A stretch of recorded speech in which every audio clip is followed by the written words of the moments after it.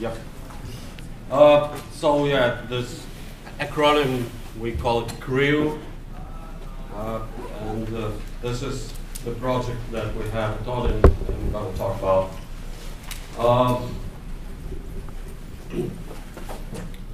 So I'll start with telling why would you want to do live migration of containers, and when we'll continue on to why would you want to do live migration of containers, and finally how complicated is the task and how it's done at a very, very high level overview.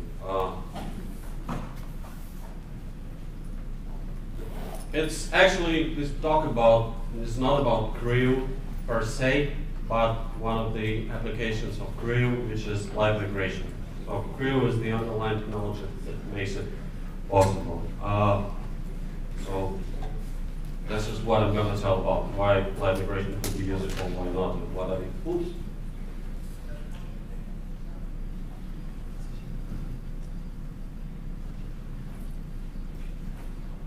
Okay. A little bit of shameless promotion. Hey, what happened?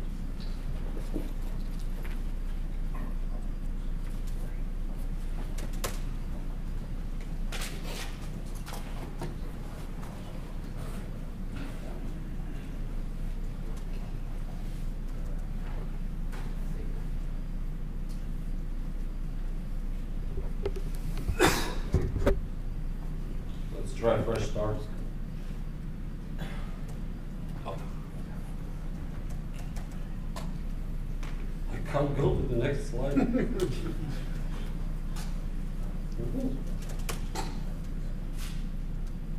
I can go forward.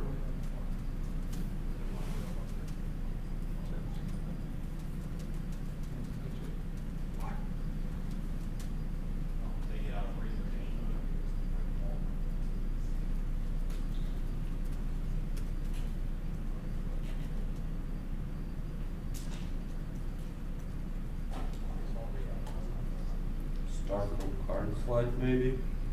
Oops.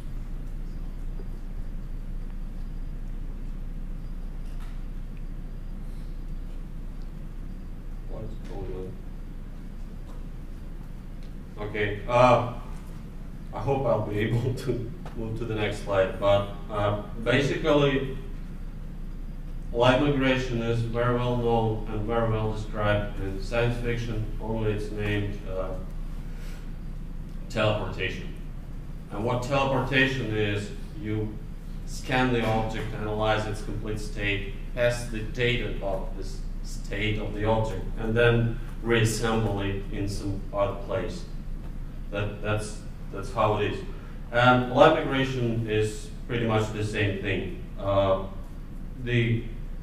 We save the state, we transfer the state, and then we recreate it. The only difference is like live migration is actually working. Good. And speaking of live migration for containers, we have it available in OpenVZ for the last 10 years or so, and it's implemented in the kernel as a set of kernel modules. So kernel knows everything about what's running under it, and it can obviously checkpoint and restore that. And we tried real hard to merge this functionality into the upstream Linux kernel, and we failed miserably.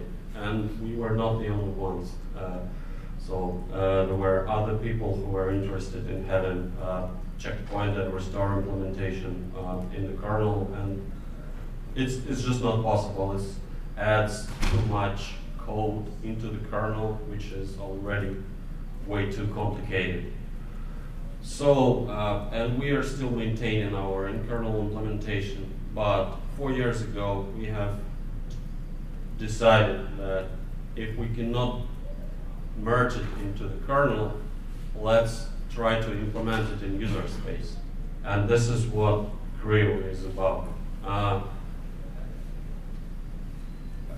It is a user space application, and with a little bit of help from the kernel, we are able to do that. So finally, why would you need to migrate containers? The first and most obvious reason, it's pretty impressive. It looks awesome. Then you show it to the unexperienced user, it blows them up. And basically, you take a set of processes and then you move them from one physical machine to another. That looks very cool. Other reasons are you can use it to do load balancing in a cluster. Like if some of these nodes are overloaded and some of the servers are idling, you can move some of the workload to the idle servers. There are different scenarios possible in this situation. And also things like kernel upgrades, when you need to actually reboot the machine, that usually means service interruption. So you can avoid that by migrating off your containers to a different system and reboot this one and back. Actually, there are multiple ways to do kernel upgrades without actually doing live migration. One way is using tools like ksplice or kernel care, and the other way is instead of doing live migration, you can checkpoint and freeze the processes into memory, then reboot to the other kernel, then restore those processes. And we have that technology in our commercial product, and we're working on making it available in the upstream. And finally, yet another reason to do live migration is when you need to do hardware upgrade or hardware maintenance.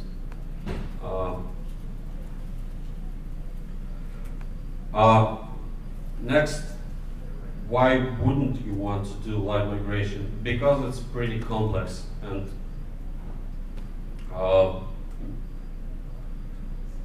various bad scenarios are possible. It's really complicated technology and things can go wrong in multiple ways. So you can avoid doing live migration. One way is if you want to do live migration for load balancing, instead of migrating the applications that has the load, you can migrate the source of this applications causing the load, and it's usually the income network traffic. So you can use network load balancer instead of a live migration. One way to avoid live migration is totally switch to microservices, the model that is employed by OpenStack and Docker and some of the Docker-based projects such as Kubernetes. And the idea with microservices basically is you don't have much state with the applications that you run, so you can easily kill them and restart them somewhere else on a different system. Third option to avoid live migration, we call it crash-driven updates. Basically, the idea is if you want to upgrade the kernel, you just wait for your machine to fail. And when it fails, you press the reset button and you reboot to the new kernel. It sounds a little bit crazy, but a lot of our customers are using this model. So it probably has its own place. Finally, scheduled downtimes. You say like next Friday we go to shut down our email. So please be careful and be prepared. If you're not screwed. This is the usual option that lets sysadmins work over the weekend usually. So these are the ways that you don't want to do live migration. But if you choose to employ it, if you choose to use it, we need to understand what the process involves and how it's done. Basically, once you start using live migration, you'll quickly figure out that a lot of time is spending on moving the memory of those processes from one machine to another. And when this memory is moved, your containers are frozen, so it's not 100% live migration. It's a migration with some little bit of frozen time, and you'd want to minimize this frozen time. There's no service interruption, there's just a delay, and you want to minimize the delay. And to minimize it, you want to exclude migrating the memory from that period of time that your container is frozen. And there are two options to do that. First option is to copy most of the memory or all the memory, copy that memory to the destination machine before your container is frozen. Other option is to copy that after the container is migrated. So let's take a look at the migration process given this additional requirement. It becomes a little bit more complicated.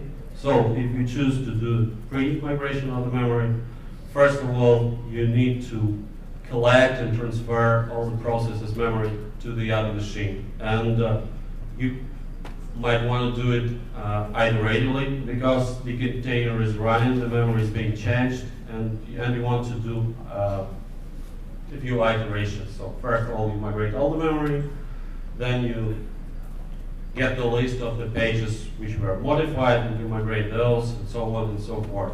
Once you're happy with the result, you actually freeze the container so memory is no longer changing, and you do the one last iteration of copying the memory. Except the memory, there's a lot of processes and their states, and now you want to save this state to I don't know, file on disk or something else. In Crew case, this is just a set of files with all information about the processes. So you save the state, and then you copy this state and some way or another make it available on the destination system. Then you recreate those processes from the state, and you let it run again. So this is how live migration would do. And if you do post-memory migration rather than pre-memory, post-copy rather than pre-copy, you have migrated the container, but it has no memory. And you start it, and it starts to page fault. And in this case, you need to have some sort of the network swap device to swap in the container memory from the source node. Sometimes we call it lazy migration because we migrate like a little bit and then we do the rest in a lazy fashion. So both ways, the pre-copying and post-copying memory, they both have their pros and cons. And actually, does anyone have any idea why one choose the pre-copy versus post-copy? Well, when you say you swap it in over the network, you're doing like RDMA. Okay, well that is post-copy, yeah. Okay, so do you? I imagine it wouldn't necessarily happen all at once then, right? So it's only happening as the paging is occurring as opposed to the pre. Once paging in is occurred, you can actually start like pushing the pages out. So this process will take minutes rather than hours. And the good thing about this approach is the container becomes available on the other machine earlier. The bad thing with this approach is it's more error prone because if the link between two machines breaks, if there's no network connection, you're totally screwed. You have to kill the container basically, and the kernel will kill it actually. If you do pre-memory migration, there is no such problem because you always have a frozen container on the source node, and if anything goes wrong at the last moment, you can unfreeze it on the source. So the post-memory migration is making it faster, but it's more error prone. Well, this is why we try to implement both and let the user decide which one is better. Anyway, let's see how complicated is the live migration, and let's describe it step by step. And for that, I would want to compare the live migration of container versus VM. So live migration for VM is not something new. It's been available for more than 10 years, and compared to containers, which I think we released live migration in OpenVZ in 2006.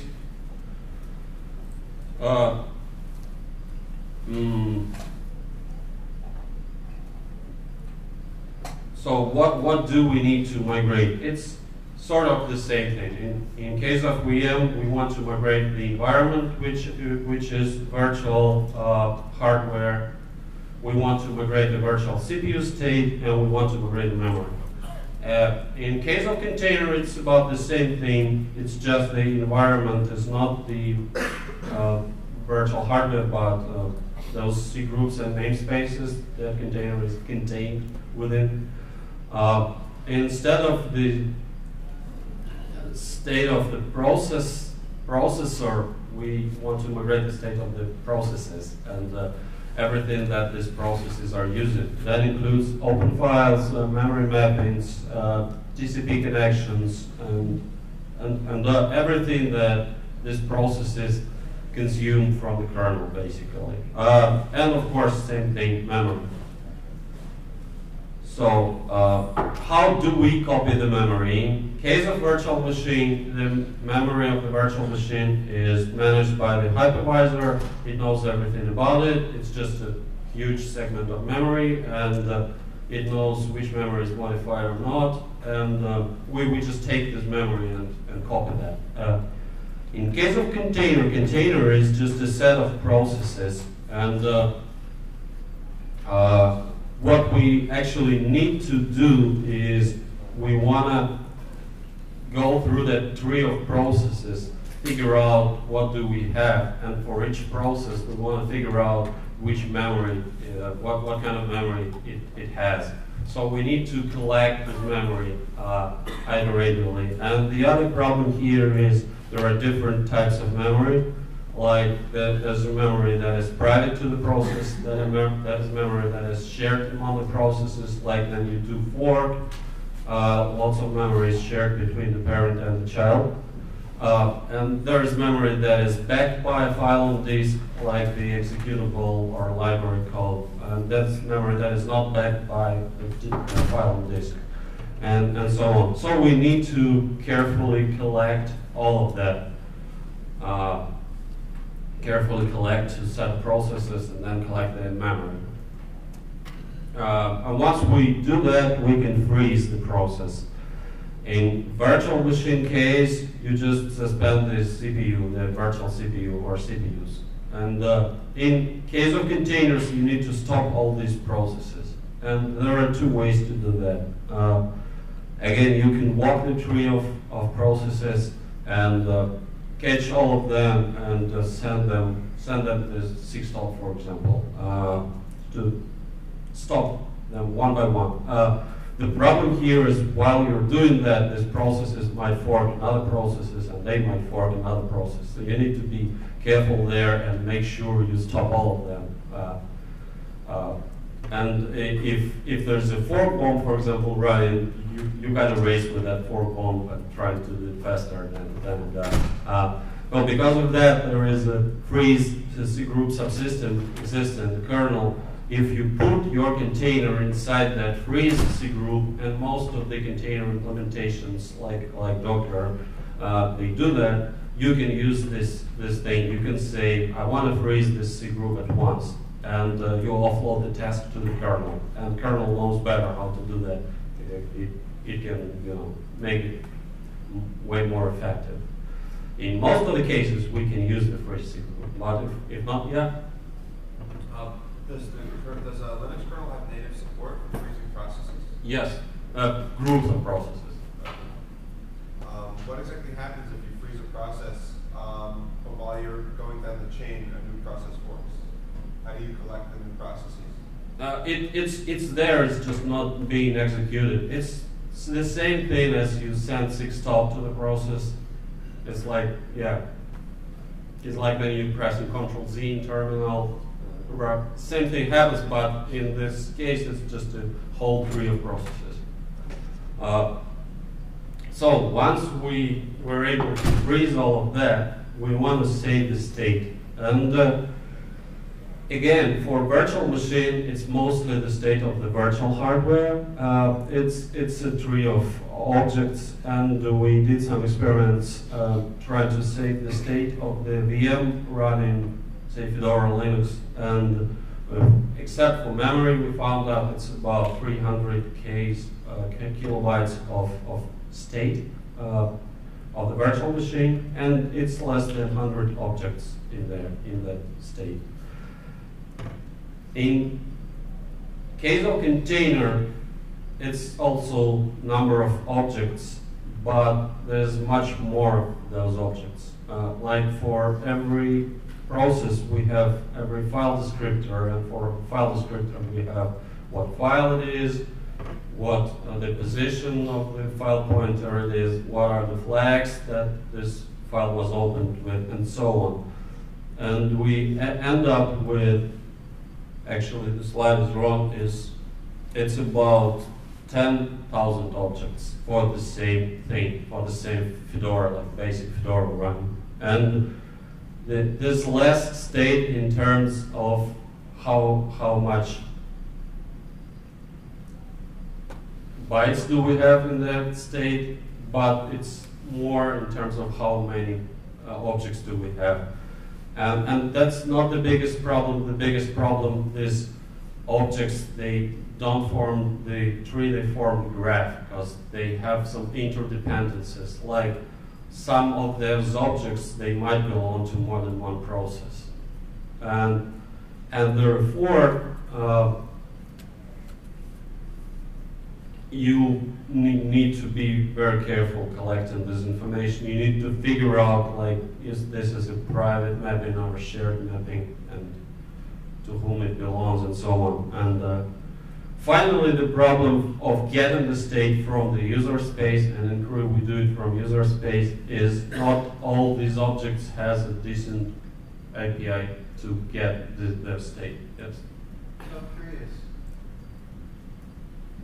I had never really thought about this before, but because you can change namespaces really after process creation, is it possible to have a process that has shared memory with its parent that is, where the parent is not in the container? And how Yeah. So how could you handle something like that, or would you have to fail the request?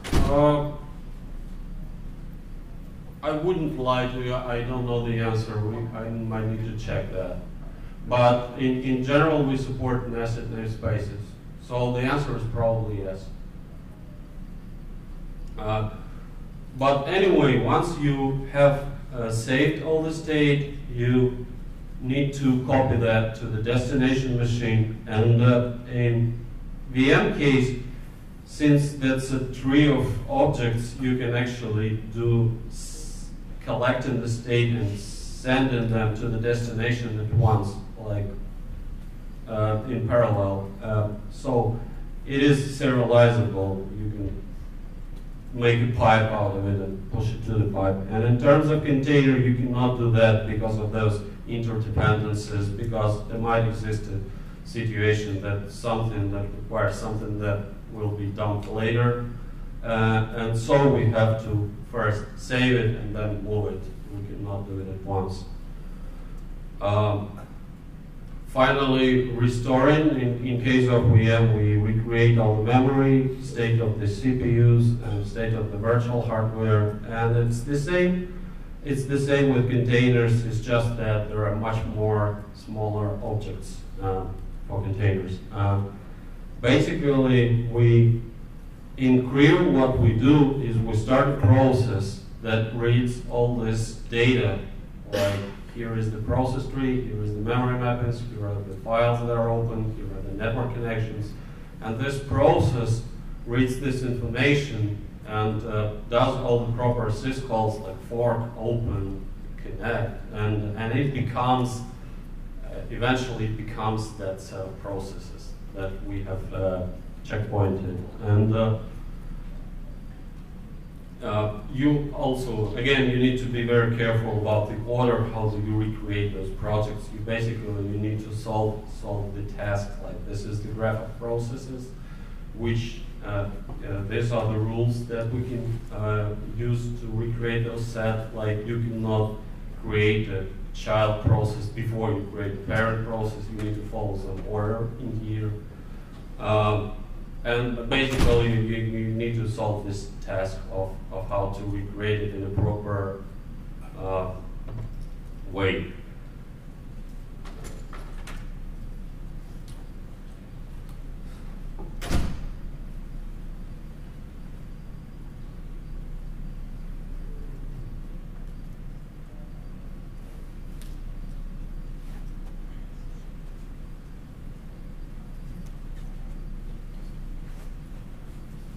Well, of course, this is not freeze but unfreeze. So in case of VM, you just let the virtual CPUs run. You just resume those, and it's sort of the same for container. You either send sequent to every process to keep it running, or you use the freeze group and you say unfreeze. And in case you are doing that with sequent, you need to be careful about the order in which you unfreeze those processes, because if you make it wrong, there might be some side effects, unwanted side effects. Finally, if you implemented post-memory migration, you swap in over the network. Actually, this technology is still impossible in the upstream Linux. It's still a work in progress for both VMs and containers. For VMs, they just recently merged the so-called user fault FD, which is a way to fulfill the page fault handler from the user space processes. So when you have registered and then you have opened that user fault FD, once there's a page fault, the kernel wants a page of memory that is not there, it informs that user space process, like I want a page, and that user space process is trying to get this page and bring it back to the kernel, and it can do this network swap. So this technology was merged into the 4.2 kernel, and currently there is an ongoing effort to use this for KVM and QEMU, and we'll probably use the same user fault FD thing. It's just currently it's not sufficient for our case, because in case of VM, it's the same processes it's the same QEMU process, it's a single process that does that page fault, that incurs the page fault, and it fulfills the page fault by itself. In our case, this is CREW who should fulfill that, and this is that set of processes that does the page fault. And there are some other minor problems that I won't bother you with. So, CREW is implementation of all I was just talking about. We can do everything except for that post-migration. And it's available from crew.org, and we have Twitter account, and we have Google Plus page, and the code is on GitHub. And there's pretty vibrant community that we have around this. It's mostly driven by Odin, but there are engineers from Google, Canonical, Red Hat, SUSE, Debian, Samsung, Huawei, Docker, who are working on that too.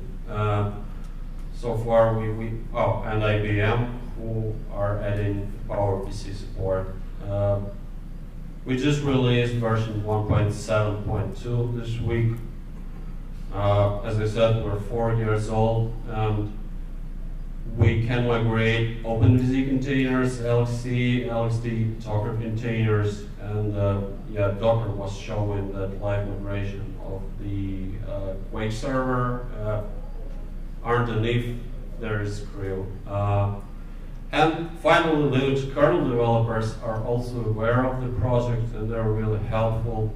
We have about 150 patches to the kernel to aid in checkpointed and restore. This is not too much compared to what the in-kernel implementation would take. I think I'm going to show a little demo at this moment.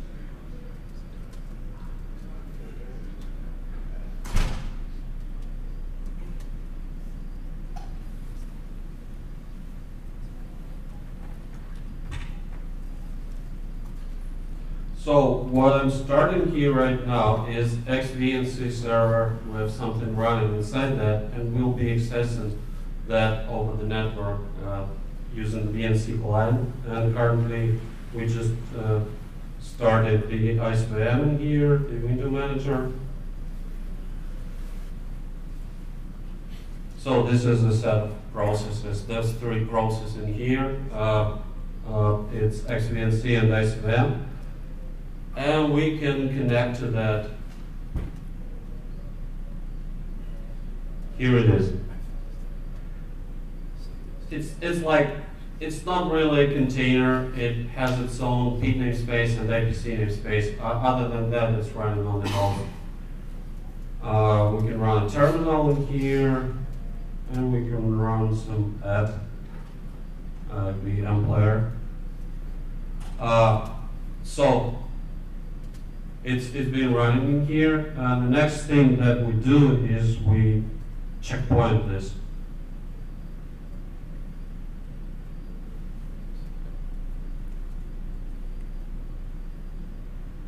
We know the PID of this whole tree, and we do crew task Pete crew dump. And we've got to have an option to migrate TCP connections, because there is a TCP connection between the client and the server.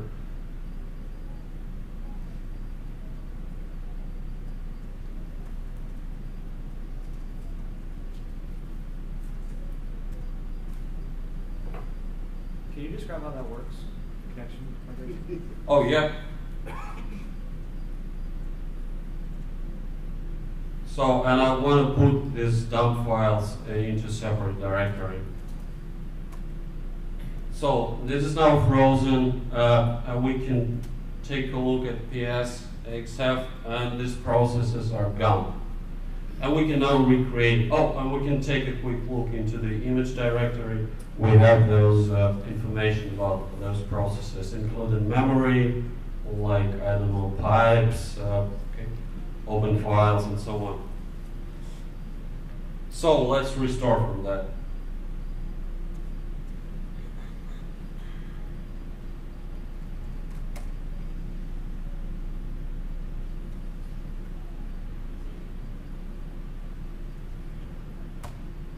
And it continues to run, and we can take a look, and this process are here again. So I'm going to do this checkpoint and restart. Of course, in between these 2 phases, you want to move these files to a different box and restore it there. But this is basically what how live migration works. We just sort of migrated from this system to the same system. I have a little script in here that does checkpoint and restore.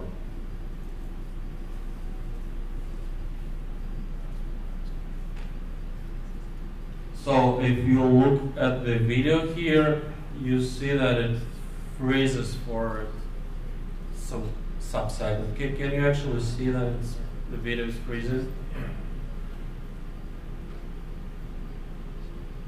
I measured this time, and it's about 1/10 of a second, and most of this time is taken to take the memory out and then in again.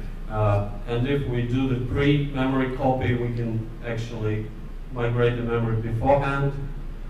Oh, and this image here is about 50 megabytes, including memory. If we exclude the memory, it would be 300K. Oh, no, actually, like 100 kilobytes is the state of this set of processes running here, excluding the memory. There was a question about the TCP connection migration. Basically, we have the in-kernel flag to create a socket in a so-called repair state, and this is a flag. If we have this flag set, what we do then, we call like connect, we call accept, usual stuff, but it moves the socket into the desired state without doing any networking. So we already have this TCP socket connected, or we had it on the other system. So we create a socket, and then we call connect, and it moves into the connected state. So this is how we migrate the established TCP connections. And the other thing is you need to be careful about what to do with the traffic. And just before doing the freeze, we add the IP tables rules on the source to drop the packets. So these packets are dropped, and so the other side won't get the X back. And once we have migrated, we send that depends on the networking being used, but one scenario is we send the ARP announce, like these APs on this Mac, and when we unfreeze everything, those send side will be resending the packets since it's TCP and it hasn't got back the ACK. And all the packets will be there. And then if you're using UDP, you will lose some traffic, but it's the nature of UDP. I think that we cannot migrate TCP connections that are in closing state. That means that one side said close and the other did not. It's because the in-kernel patch for that is not yet merged. We do know how to do that, it's just that the patch is no longer there. So yeah, that's how we migrate TCP. Yeah? If the client is connected to a container that becomes checkpointed and then restored to a different host. This is what's happening here. This is the VNC client that it's connected. Doesn't there have to be some kind of load balancing going on to that knows about the checkpoint restore so that it can forward the traffic to the new host? I mean, that again depends on what networking model do you use. Of course, you have to make sure that these two hosts that you migrate between, you cannot change the IP of the container while doing migrating. So you need to make sure that this IP is available. This is routed to that host or whatever. There is like a number of ways to do that. If the same IP is available, will it restore the same IP? It will restore the same IP. This is the only way. I mean, applications running within everything that's running within, it's not aware of the fact that it's being checkpointed and restored The only thing that it might see is the time jump forward, and that's it. So we cannot change process IDs, we cannot change the addresses, so we restore everything back as it is. You said you broadcast ARP when you host? That is in case you have like two servers in the same rack, they share the same network segments. You just send the ARP announce saying, it's actually optional because the ARP cache will have a stale record and they will figure out, they will send ARP request and you'll reply. But you just need to speed this thing up, so this is why you send. This AP is now on this Mac, it's now here. Yeah? You mentioned the quick demo and that the crew, there was a DocuCon, I think. Yeah. In that demo, they migrated the container from like Netherlands over. Oh yeah, I think they use some kind of tunneling for that. So there are a number of ways to implement that. I think they use some sort of tunnels to IP encapsulation maybe. So what's the rest of my slides? So you mentioned earlier that some kernel modules that you guys carry to do no. Okay. We have two implementations of checkpoint and restore. Okay. One is what we traditionally have in OpenVZ for the last 10 years. It's all in the kernel, in OpenVZ kernel. These are just two big kernel models for checkpoint and for restore. And this stuff will not have made it upstream. So we re-implemented everything in user space. And with a little bit of help from the kernel. And in kernel we have like 150 patches and they are already merged. We will have like 156 patches that are merged and like 3 patches that are making their way. Is some optional stuff. Basically, once you have kernel 3.10 or so, you're good. You can use Creo. Okay. So there's no dependency on the specific kernel rather than it has to be decent and new one.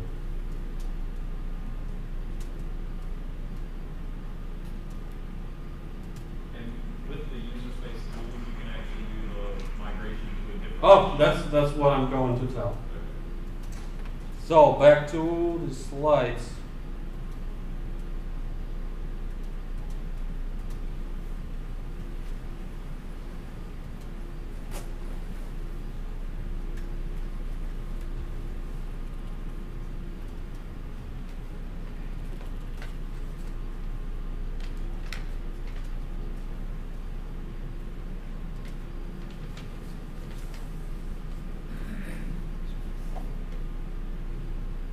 Ooh.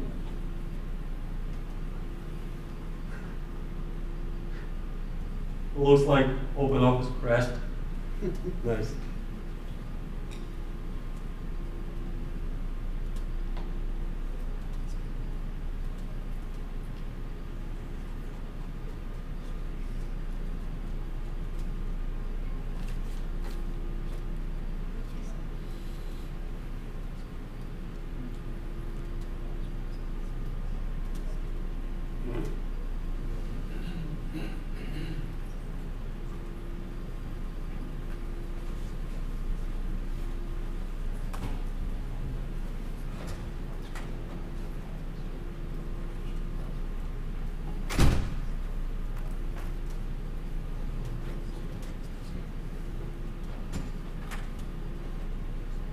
So I was just talking about live migration, but Creo itself is doing checkpoint and restore, and then there are other interesting scenarios possible with this technology at hand. One way people are actually using it is for huge HPC jobs, like in bioinformatics. You have some very long calculations going on in RAM, occupying gigs of RAM, and they take days or maybe weeks. And if there's a power failure in the middle of it, you lose all the results. So you can do periodic checkpoints of this thing, and in case of power failure, you restore from the last checkpoint, and you only lose like half an hour of work rather than days. And HPC people are also using this to load balance between nodes in a cluster. One other interesting scenario is speeding up the services that are slow to boot. That's like we did a little experiment starting Eclipse GUI in a container, and it took 30 seconds. Then we checkpointed it and restored, and the restore takes a second and a half. So this can probably also be applied to the phones. Like you boot the phone and then you checkpoint it, and then instead of a clean reboot, you just restore. You can, with Creo, you can actually make that magical save button to all of the games that are not allowed to be saved. You can basically save and move back in time. The software testing, there might be some scenarios when testing the software that you want to test the state, but from the beginning, then you start the program. When you went to that state, it takes a lot of time. And then I don't know, you have a form of 25 pages that you need to fill in, and then there are 3 buttons, and you want to test those 3 buttons, and you need to fill those 25 pages 3 times. So instead of doing that, you just checkpoint, and then from that checkpoint, you press number 1, press button 2, press button 3. You can do reverse debugging, like you can say, as with saving the games, you can move back in time. And then there are some other ways possible, some interesting things, but I'm not here to talk about it. So finally, Creo is doing the checkpoint and restore, and we have this little humpback horse. The project is called P-Hole Process Holder. That is actually doing a live migration on top of what Creo provides. It's a simple thing written in Python. Unlike Creo, which has lots of C code and some kernel stuff, this is a simple Python wrapper that calls Creo and does some other things like sets up the networking and stuff. And it's creo.org/t.hole, and we have just recently merged the Docker migration. Someone sent me patches to do the Docker migration for p-hole, and it's also work in progress, and it's very easy to work with this guy. That's basically it. You have any other questions? Comments? All right, thanks so much.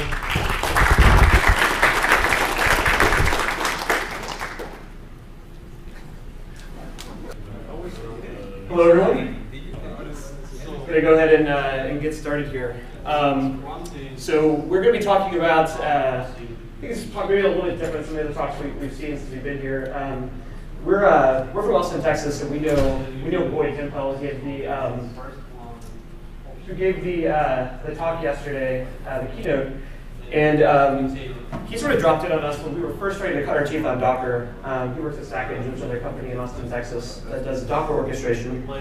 And he thought that the way that we approached Docker was interesting. He calls it interesting. I call it having no freaking idea what we're doing. So that's what this is sort of focused on. So really quick, just who we are. This is my colleague, Steve. Steve has done a lot of stuff, seen a lot of companies. We brought him in to sort of own our continuous integration and continuous delivery pipeline. We at SpareFoot sort of knew we wanted to do CI and CD, but had no idea how to implement it. And Steve has been really instrumental in making all that happen. I'm a software engineer at SpareFoot. I've been there for about 6 years, and my biggest I think accomplishment is frankly convincing Steve to let us keep playing with Docker. So that'll become more evident as we go through the talks here. Sparefoot, so what we do. My marketing team really hates it when I say this, but I think the easiest way is to conceptualize it. We're like a hotels.com for self-storage, that storage, like you put your stuff in storage. The company is 7 years old. We're lucky in that when we sort of started the company, we were able to get everything into AWS, so we were virtualized from the very beginning. We have 40 developers spread across 7 different teams. And we've been running Docker in quote-unquote production since 2014. Sort of went over this already, but one of the things I really want to talk about here is that this talk is really going to be focused on sort of the process. We're going to deep dive on a couple of things where we think we can send you guys off in the right direction if you guys are planning on sort of extending your Docker usage all the way through production. But we're by no means Docker experts. We're good at a lot of things. We're good at A/B testing. We're good at continuous delivery. We're good at engineering. We're still cutting our teeth on Docker ourselves. But we did sort of stumble across this process that we want to sort of walk you guys through. So, chapter 1, hackathons and Docker. So if I try to think about why we at Sparefoot try new things, I think it breaks down like this. 1% of the time we're solving a real world problem, 99% of the time someone saw it on Hacker News. And so that was the case with Docker. We do quarterly hackathons at Sparefoot, and somebody had the idea, hey, Docker and what's now called Compose, then it was called Fig, solves an interesting problem for us in that we can start to build our production infrastructure on our own laptops. So we thought that was pretty neat. And we think about sort of what you want in your local dev environment. 2 things were super important to us. We wanted to be as close as possible to production, and we wanted the development environment to be as fast as possible for interactive use, right? You don't want to build something. We do a lot of interpreted languages, so there's not a compilation step there for us. And this is what we began working with in the early days of Sparefoot. Sort of this, everybody rolled their own laptop. It was an apt-get install, a brew install, depending. You built your stack. By the time we got into the hackathon, we had sort of evolved to this. We're using Vagrant. People here use Vagrant? Awesome.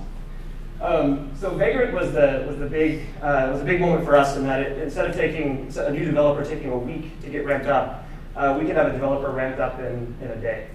So you're on your local development box, you're running Vagrant. Vagrant is wrapped with Ubuntu, which is what we're running in production, and then your applications are provisioned on top of Ubuntu. Complexity starts to creep in, though, in our actual production environment. So you start stratifying your app tier, your service tier, your data tier. And this starts to make it difficult to model in this approach, right? All of a sudden, you're installing Solr, you're installing Redis, you're installing MySQL. So the idea for the hackathon was basically, hey, can we do all this in Docker? Can we basically run Vagrant and Ubuntu and then run Docker within that and start to model our production infrastructure in Docker? And we were. And we stumbled upon Fig, now called Compose. And this became a really elegant solution for this problem. Now, truth be told, we didn't end up implementing this. It was sort of like a neat, like, hey, we can do this now. But we learned some really, really cool things from that hackathon.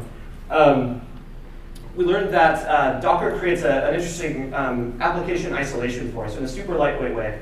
The other approach that I didn't mention here is we tried doing this with Vagrant. You can't run too many Vagrant boxes. They're super heavy. Compose was fantastic for local development. It actually, I think we have a little bit of a chasm sometimes between our ops groups and our engineering groups. And actually being able to see how the containers are orchestrated or talking to one another is sort of is a facsimile of what's going on in our production infrastructure. Vagrant and Docker, we found a clever little way to give us that interactive local development I was talking about. Vagrant has the concept of synced folders. We were able to do a little bit of hacking around making that work with Docker volumes, so you would be coding on your local machine, and that was running on your virtualized dev environment. And like I mentioned, I think the most important thing is we started to build some institutional knowledge around Docker on our engineering team. So, chapter 2, Docker in production, and this is the Docker quote-unquote in production 2014. In self-storage space, it's not quite as ubiquitous as booking a hotel room or an airline ticket. So At this time, about 50% of our bookings flow through our call center. And I mentioned earlier, we do a lot of A/B testing and upstream traffic source tracking. And so with 50% of our volume flowing through a call center that we had in Austin, we had to build quite a bit of software around dynamically allocating phone numbers, tracking those to a visitor so we know which versions of A/B tests that they saw, know whether they came from Google Organic or Google PPC. We then used the Twilio platform to allow an end user to call, to dial. We have a little microservice, a spare phone, we call it microservice, that will route the caller to New Voice Media, our phone provider.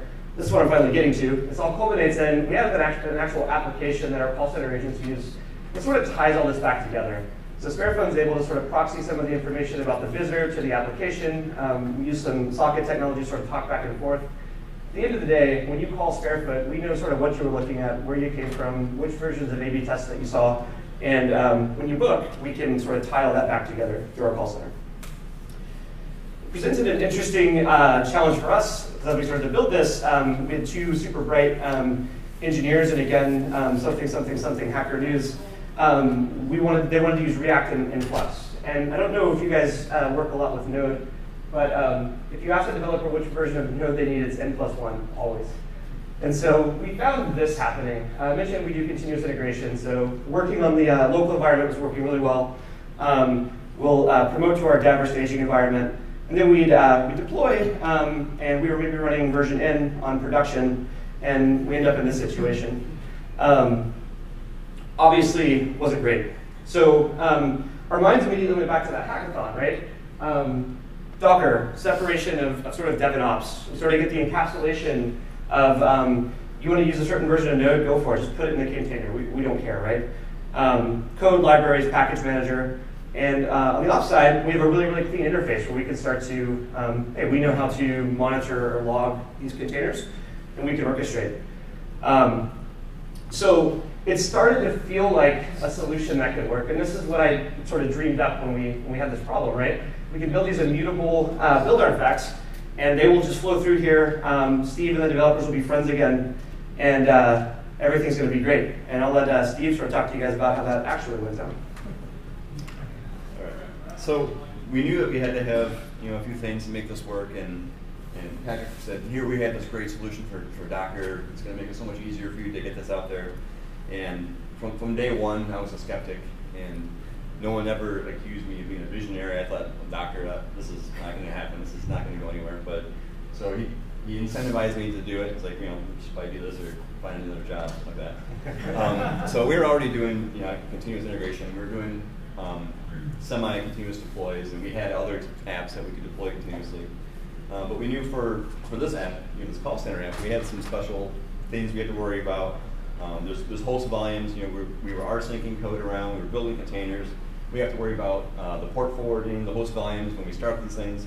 So there's a lot of things to think about in terms of how we get to deploy these containers. So the solution that we came up with, and it's honestly it's pretty janky. We had these Bamboo is what we're using for our builds, and we had some strange build scripts that were running. It was doing straightforward Docker builds, but it was dynamically creating a container start script that would take input about what we're building, what are the ports it needs to have exposed and published, what volumes we have to have. And at one time we were even taking source code for the app, rsyncing that to the production servers, and then mounting those volumes into containers at runtime. It was really strange, but we also had to support multiple environments. We have a dev environment, a staging environment, we have a production environment. In each of these environments, we have different requirements, different configuration in terms of connecting to different hosts, databases, services, and things like that. So, and then another big thing is that we try to do like unit testing and integration testing. So after a build kicks off, we deploy it, and you'll be able to test it, make sure it works. But one problem we found is that we would push this out there, and then we'd kick off our tests, and they all fail. Well, we think the container's running, but it's not fully up initialized. So we have a lot of false positives, and it was a little painful. And we spent a lot of time, with Docker, push and pull. So at build time, whether you're building a feature branch or the master branch, we're pushing it to the registry. Every feature branch build, we would tag it with a build number for the branch, and we push it Same thing for our master builds, and it was slow. And then as we were deploying, we would SSH over to the remote machines. We would have to do a Docker pull to pull the stuff down before we could run our custom container start scripts, and it just took a long time. So from something that we used to be able to deploy, build as PHP or Node.js, I guess. So you could build it really fast, push it out there, start it up, it was fine. And now we have these long builds, long deploys, and it seemed a little strange. So here's just the same thing I talked about, the host volumes, the ports. Let's see here. And one thing that bothered me, from an ops perspective, is that we didn't always have 0 downtime deployments. So we would, specifically for production, it was very serial. So if we had 3 hosts in production we were running these containers on, we would push it out there. Well, actually, we would pull it. We'd have to remote to it. We do a pull, we restart everything, and then we move on to the next server. And during this little rolling deploy, if something major had changed in the services or whatnot, you could have downtime because it wasn't fast and it was just taking way too long. So in the beginning, we used to have Elastic Load Balancer, because as Patrick mentioned, everything's in AWS. So we have an ELB, and instead of just having it route to a couple of Ubuntu servers with our app on it, we switched to having an ELB that's routing to a couple of containers right in our app. So yeah, we're running Docker. We did it. We're finally in production with Docker, but it's not really, we didn't really containerize it. I mean, we just took one big app, stuck it in the container, pushed it out there, and it's like, woo, we did it. We could say we were a Docker in production. Yes,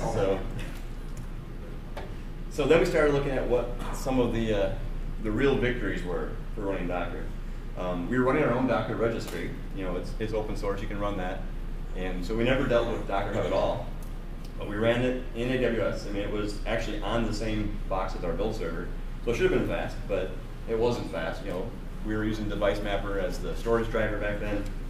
It wasn't very stable. You couldn't do multiple pushes in parallel. So if you had a branch build going along with the master branch, they both couldn't push at the same time. If they did, they would collide. Both builds would fail.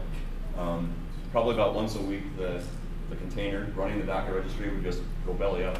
I don't know what's going on. It's just not running anymore. So the team developing the call center app, they're like, Steve, what is wrong with this? The build process sucks. So we were running servers, we were mimicking servers, even though they were in containers. And I talked about that real janky build and deploy process. There was no real orchestration in terms of getting it out there. And of course, if you wanted to roll back, say we deployed a new version and it's not good, well, good luck. We need to fix it and deploy a new version. There was no real rollback. It was just bad. So once the app was deployed, I mean, the app itself was pretty stable and fast until it wasn't. Once in a while, those containers would just die. And we were actually, well, I'll get to that in a minute. There's another problem. I talked about the orchestration. I talked about the Docker registry being bad. We were using S3 as the back end. So when you run your own Docker registry, you can specify local storage or any number of things. And we were using S3, and that was slow. And there's no way to clean this stuff up. So every time you're doing a build and you push a tag, and since every one of our branch builds would tag and push, we were collecting several gigabytes worth of build artifacts in our Docker registry per month. And it was just growing out of control, and there's no way to clean this stuff up. So at a calendar reminder, at the first of every month, I would just log into Amazon console, go to S3, find the bucket, delete it. And then hopefully I didn't need those images. So. Automation engineer, everyone. So, and I mentioned that, in the end we had longer builds. It took too long.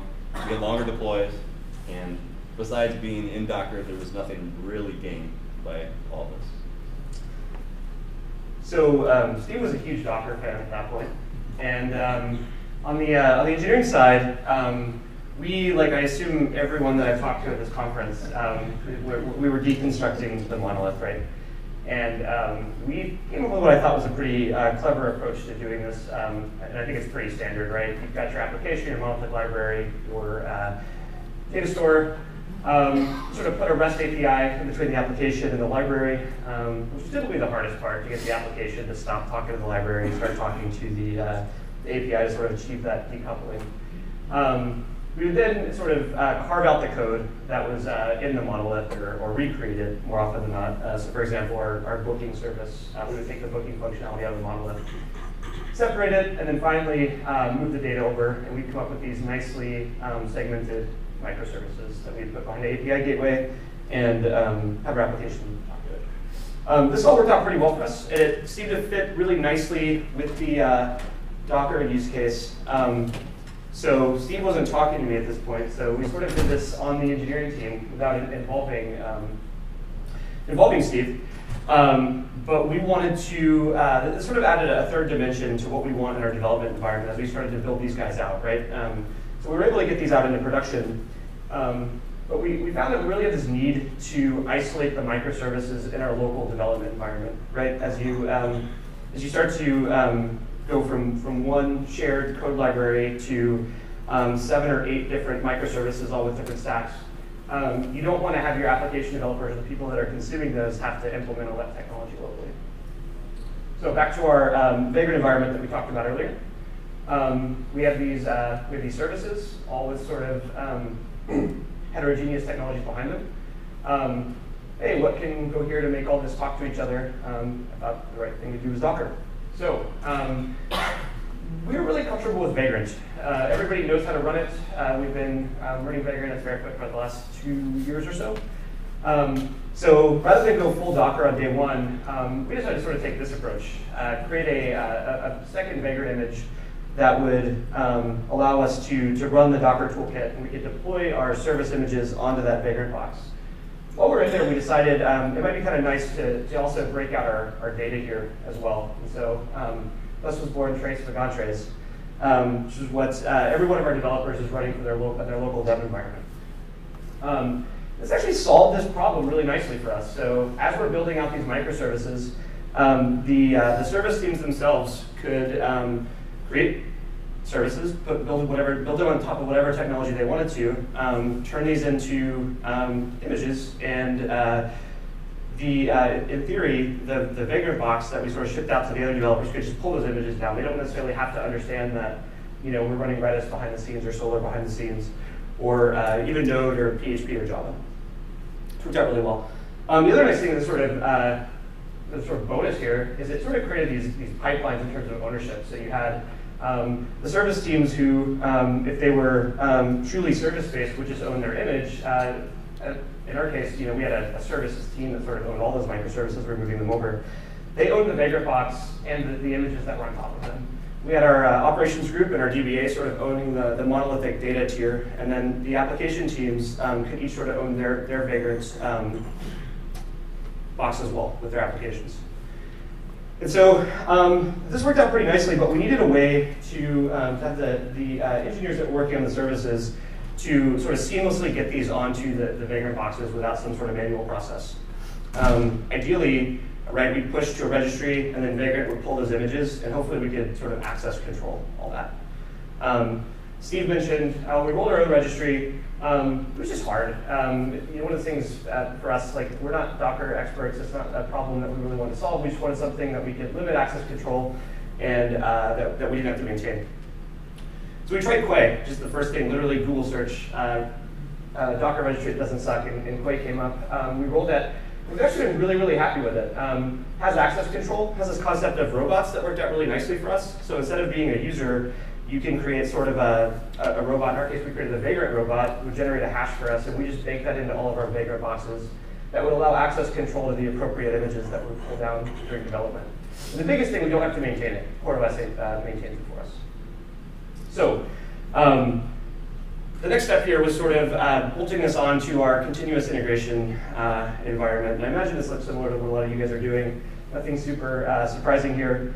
Run get feature branches. We implement the gatekeeper pattern. So on any dev branch that we want to pull requests back in will be built to the dev server. We then have a pull request code review step. We'll promote that code to staging, and then there's sort of a manual deployment step.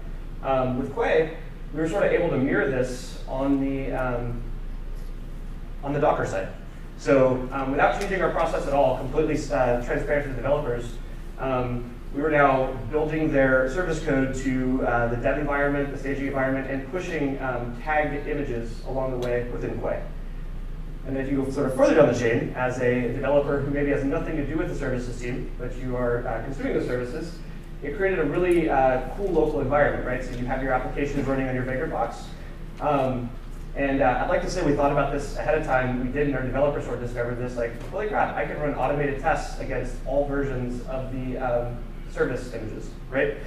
And with Docker being as fast as it is, we can actually bake that into our automation. So we sort of, as we deconstructed the monolith, ran into a little bit of some of these race conditions where everyone can deploy when they want to. But what do you test your code against? Do you test it against what's on staging? Do you test it against what's on production? Screw it, test it against everything, right? And this worked out really well for us. So once again, we learned some things. The biggest takeaway here was it was actually easier than we thought. Quay, I think, turned out to be a lot of the glue that we needed. Sped up things quite a bit. And then bolting this onto our existing CI pipeline, I think, was huge. We didn't have to go retool everything. We didn't have to go retrain all of our developers. And that being able to test against all of the versions of a service image was super valuable. The weirdest thing that we started to run into at this point was that we had really quickly, and all this happened, I think, within 2 or 3 weeks, really quickly talking containers in our local environments, our dev environments, and our staging environments that we were deploying to production in a non-Dockerized world. And so we sort of decided, hey, that was pretty easy. Why don't we just see what happens if we go all the way and push these microservices out to production? And so we sort of thought about what was required there, sort of identified the areas that some of what we learned and some of what we just didn't feel like was there yet. Biggest thing, right, like the nailed it pick, we didn't know what we were doing the first time. Like the key behind Docker is not replacing a physical server or a VM, right?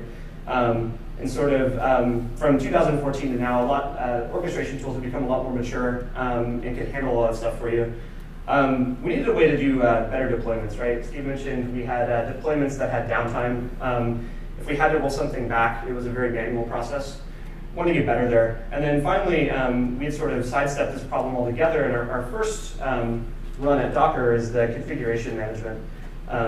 Steve mentioned when we tried it with him with the call center application, the code was still sort of dynamically linked in. So our configuration was still living at the code level. We didn't have immutable build artifacts. So orchestration. This was, I think, the biggest thing enabling us to get this stuff out into production. Pick an orchestration tool. We chose Rancher, and we think they're great. There are a lot of other options out there. Docker makes a lot more sense. Like jumping into this early in 2014, sort of before all this stuff was there, it was hard to sort of see, like, hey, what am I really getting from Docker? With these tools and sort of the level of abstraction they provide, it really makes sense and allows you to sort of solve the actual production problems that you're trying to solve. And I'm going to let Steve talk to you guys a little bit about how we solve those challenges. Okay. So Patrick came back and said, hey, we're going to do Docker again. And I thought, oh, great. So we had put Yim out there, and I don't know if we had mentioned, but we actually pulled it out, right? So it left Docker, and it was just back on regular EC2 servers. It was running Node.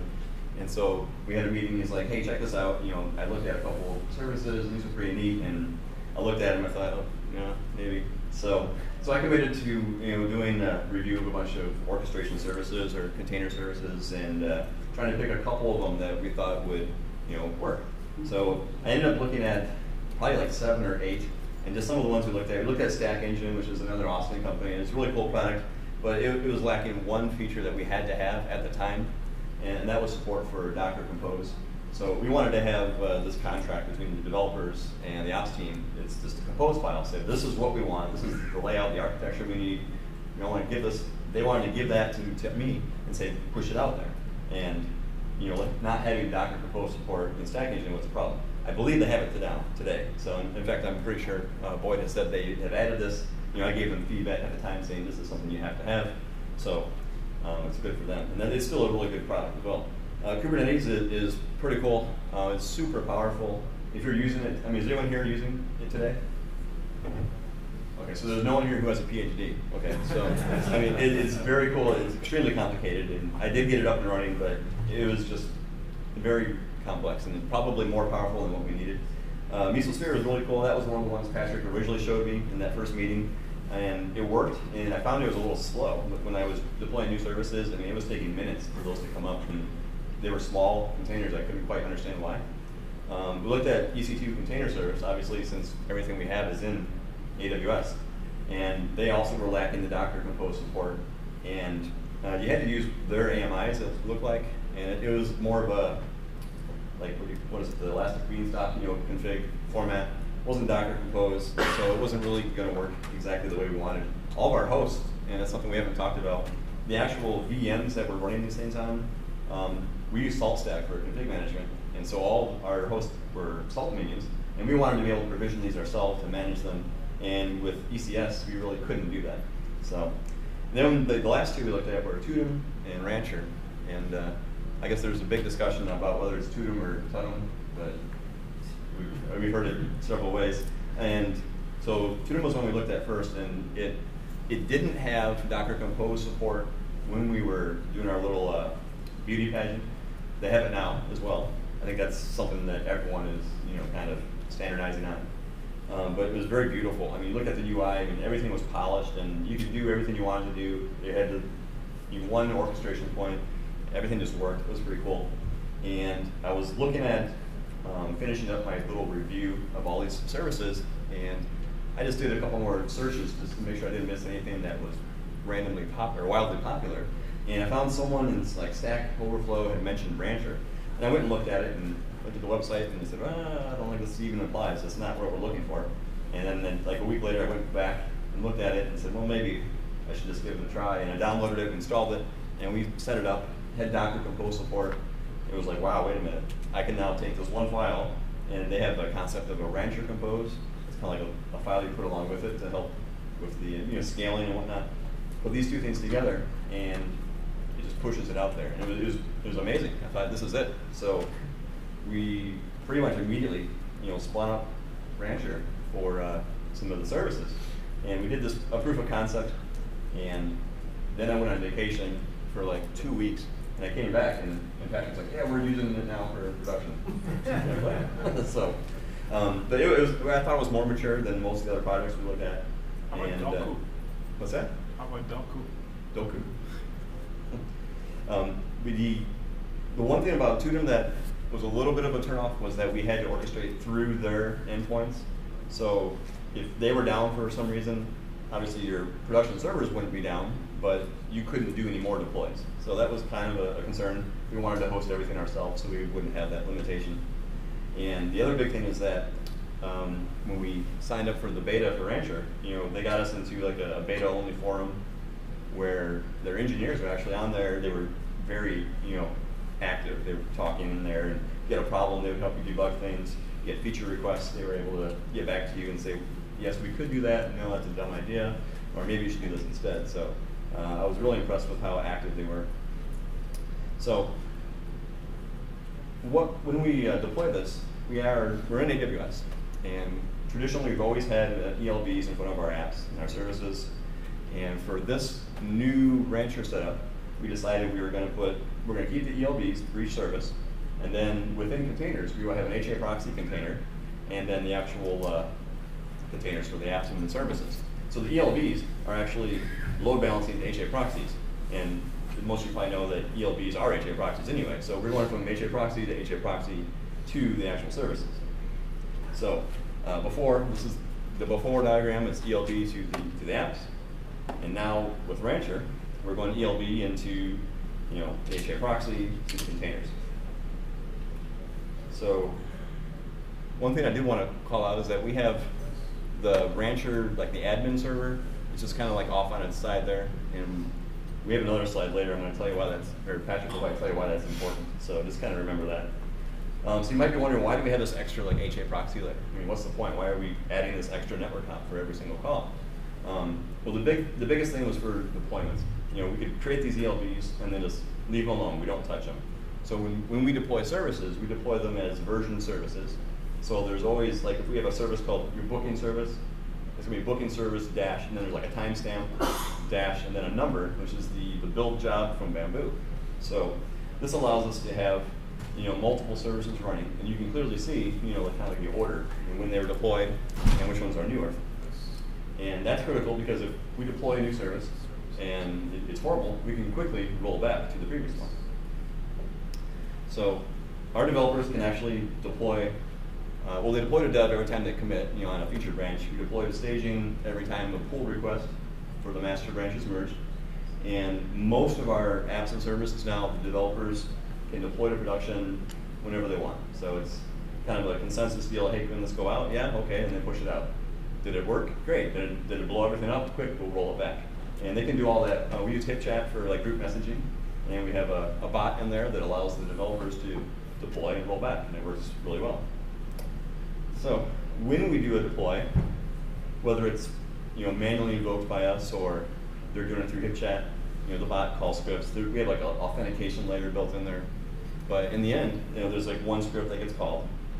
And what this is going to do is deploy the new version services. And then if you have HA proxies or service aliases in there, those get updated automatically. And we actually are using the Rancher API. So Rancher has the command line tool called Rancher Compose. It's basically Docker Compose, except it also supports the Rancher Compose file that goes with it, which is how you tell it, how many containers of the service do you want, setting up the service discovery and things like that. But they also have the API, which you can query. It's not really well documented, but you can do a lot of things with their API. And one of the things that I do is, before I deploy, I query. So for booking service, what's out there now? Because I want to get the version that's running now, so that after I deploy the new version, I want to keep that last version, but all the other containers, I just want to delete them. Because if you don't, you'll start to rack up more and more containers, and it just gets very messy. So having this also allows us to quickly roll back, because we don't do it for dev and stage deploys, but on our production deploys, I actually generate a rollback file. So it's actually called Docker Compose-rollback. And what it does is it has a stanza for the new service and a stanza for the previous service, so that you can actually go back. And the magic is we have the HA proxy definition, and in the rollback file, it just points to the previous one. So, so here you can see we deployed, and there's the new version. It's kind of blue-green, but kind of not. And you can see the yellow ones there are the old ones. And if something goes wrong, the site blows up, we just basically do the rollback, which hits that rollback file, and it points back to the good version. Okay, so and real quickly, looks like we're probably running low on time. The big technical challenge, for me, was that we have these 3 environments: dev, stage, production, and we want to support all of them with a single Docker Compose file. And every environment is different. You have different service, definitions. You got to go to this host or this database, these credentials and whatnot. It's a little bit of like secret management, and developers don't want to maintain multiple files because it's prone to human error. So I mentioned we're using Salt Stack, and Salt has the concept of grains and pillars, which allow you to put secrets into the configuration. And then what we do, long story short, we have a template for our Docker Compose, and at deploy time we render this template. It's got like Jinja, like Jinja templating in it, and so it'll take data from the grains and the Salt pillars for that application to dynamically create the file.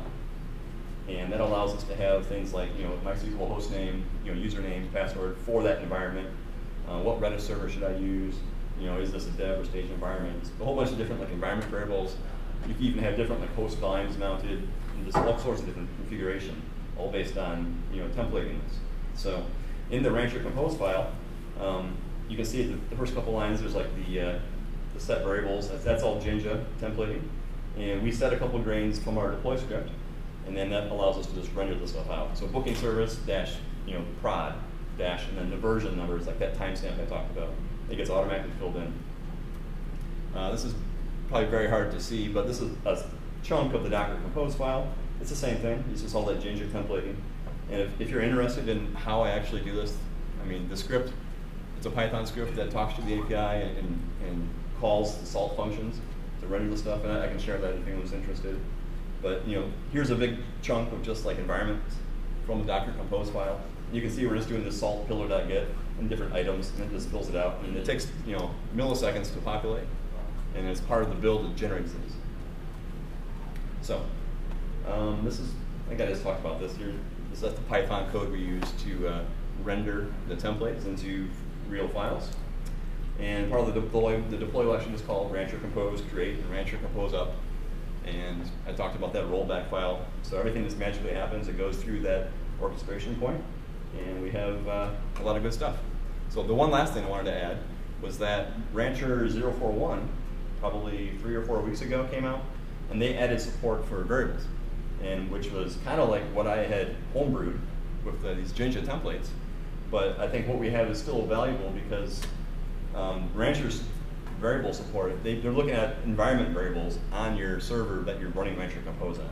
So for us to set all those variables, we would still have to get that knowledge from somewhere. So we might as well still just get it from our salt fillers and our salt drains and just render these files. So even though they added something that we already had, we weren't like Sherlock, like Apple would. So it worked out pretty well. Great. So we had solved, I think, pretty elegantly the 3 problems that we needed prior to deploying. So we went ahead and did it. And holy crap, it worked. This is our actual stack driver report, and that's requests. We just replaced everything behind the ELB, like Steve mentioned. So we were able to report on this, and those are 200s and requests. If those go in opposite directions, you're in trouble. Great, everything worked. In fact, it was sort of eerie for about a week. Everything was running super smoothly in production, and it was the week of reInvent. I was in Las Vegas for the AWS conference, and it didn't. What happened actually was our Rancher, the instance that our Rancher Docker container was on, the actual orchestration part of it fell over. It was our fault. We rolled that on a development server that was being used by a bunch of other things. The server got pegged, and everything just fell over. We couldn't talk to Rancher anymore. It was a really weird position to be in because everything was still working, right? But we couldn't deploy anything, we couldn't orchestrate anything, we couldn't change anything, we couldn't see anything, right? We were so heavily dependent on Rancher. However, we were able to spin up another instance. They do have some instructions around how you can sort of implement fault tolerance and high availability into your actual Rancher server. We just chose not to implement it. We were able to sort of bring this back online, and on each one of the instances, we just blew away the Rancher agent and had it re-register with a new server, and we were actually back in business. I was talking to somebody in one of the breakout sessions yesterday. They said that what you could actually do to make that a little bit even smoother, Rancher stores a lot of its state in a relational database. And apparently it's just an environment variable to change to actually have that not stored in the Docker container, but in like an actual external RDS instance or MySQL database. So we did it. Where are we now? We have 10 microservices in production with Rancher and Docker. Like I mentioned, we're a CD shop, so 5 to 10 deployments per day on average. All works really well.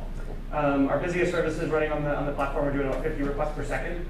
And we're now sort of focusing on, the microservices made a lot of sense. They were sort of new code, and so allowed us to sort of cut our teeth on that. We're now starting to start using this term that Boyd threw out yesterday, strangling the consumer applications, the consumer-facing applications. Don't ever Google image search. I wanted to do a graphic here, and I'm probably on like a terrorist watch list now. Just do not Google strangling hands in Google image search. And what's that? Yeah, well, I warned you. And finally, if you guys take nothing away from this talk, and we're going to provide all the slides for you if you guys want to sort of deep dive. But I think we learned a lot from the process. This sort of all just fell into place for us. We sort of we saw Docker on Hacker News, everyone was talking about it. We sort of manufactured a use case, taught us a little bit. We failed a ton. I still get embarrassed talking to when Boyd was talking about Stack Engine back in the YIM days, and the questions I was asking him, it was like clear that just didn't get it, right?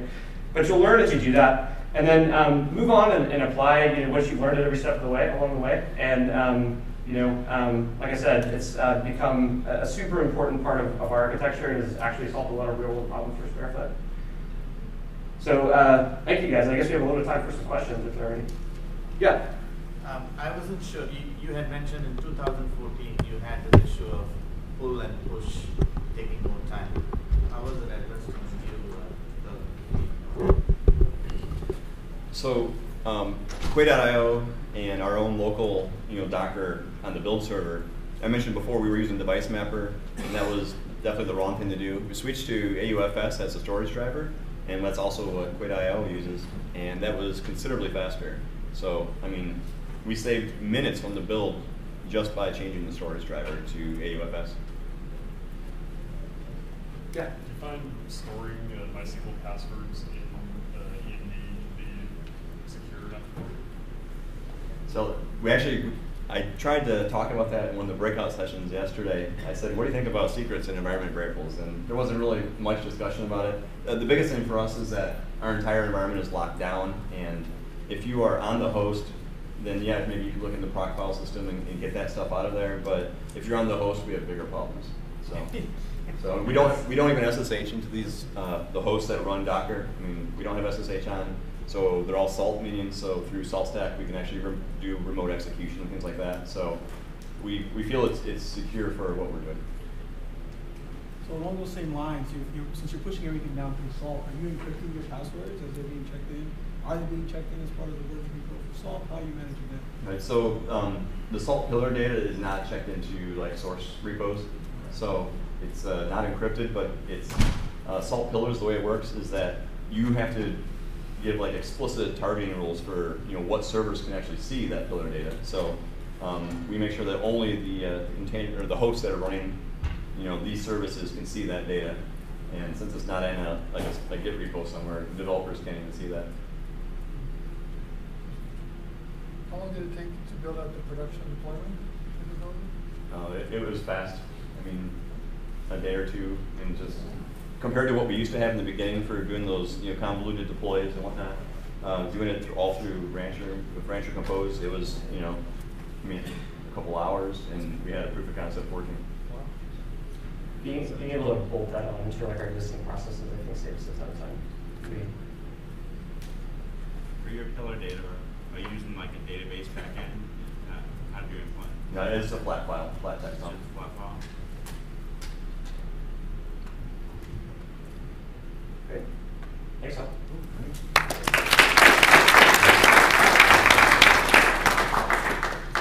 I'm a software engineer at Yodel. We're a small business marketing company, and I'm going to talk about our migration from a monolith to microservices. It's a similar story that you may have heard at some of the other talks, but we're going to talk about how we're making the same mistakes and how we've used containerization, Mesosphere, and microservices to really make things better.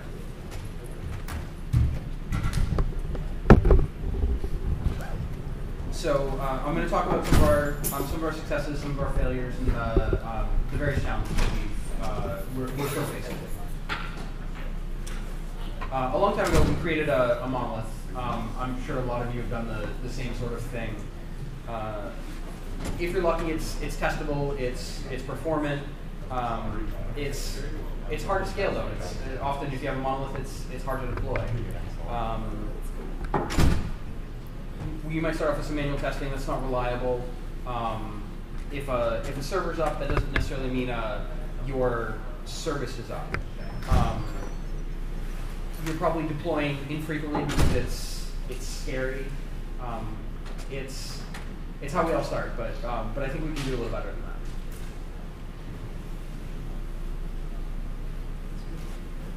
that. So a few years ago, we started looking at a service-oriented architecture. We had some coarse-grained services in Tomcat. We did some unit testing, some service-level testing. We had weekly deployments, which is better. You get 52 rather than 12 exercises of your deployment pipeline. We had some graphite dashboards to give us a little bit of information into what we were seeing. It was better, but services were still logically grouped into single containers. So if one service in the Tomcat container was having problems, that might cause problems on that server, or it might take down the whole thing. But here we started having some reproducibility and some better insight into how our applications were actually working. So in the last year, and especially in the last 6 months, we've started moving towards HTTP microservices. Everything's Docker managed, so you can think about deploying Docker containers, not how do I deploy this complicated application. Everything's kind of the same. We've moved away from large-scale integration tests to smaller functional tests, testing things in isolation. We have on-demand deployment now, which is great. So you can deploy at noon instead of 9 p.m. on Wednesday. We also have application-level monitoring. This is really important. This is a key insight that we've had. We're using New Relic for our application monitoring, and it gives us a really fine-grained insight into how our services are performing. We have everything running on Mesosphere, which has been good for us. There's been some challenges with it that I'll talk about in a little bit. Of course, we still have a lot of our legacy monolith that we have to bring up to speed. You know, we're using the same strangler pattern that everyone's using, and we're starting. You know, it's not just picking a piece that's kind of easy to move, but we're looking at stuff that's around the edges and moving our way into that core. Eventually, that core will probably not be a microservice, but it'll be small enough that we can deploy it as a microservice in our pass, and that'll be better. We still have some pain around shared data sources too, and that's something that we're actively looking into. So the worst thing that can happen is a high risk release. You know, with a monolith, you might have a slow deployment. I remember doing some deploys. We'd start at 8 p.m. and around midnight we would start thinking about rolling back. And you know, if your deployment's bad, how is your rollback? You're exercising that hopefully less. So it's a big risk. And if you find a bug after you've released, then what do you do about that? You have to do another deployment, and your deployments might suck. So you'll have an outage, you'll have angry customers. If it's really, really bad that you can't deploy, you're going to have to live with that bug for a week. So that's no good. This is still a problem with microservices. Your bugs can be interactions between services, but you still have to really make sure that you have a smooth deployment process. And exercising it frequently, making sure it's something you can do every day, twice a day, 10 times a day, it takes the risk out of that process. You also need a reliable rollback process.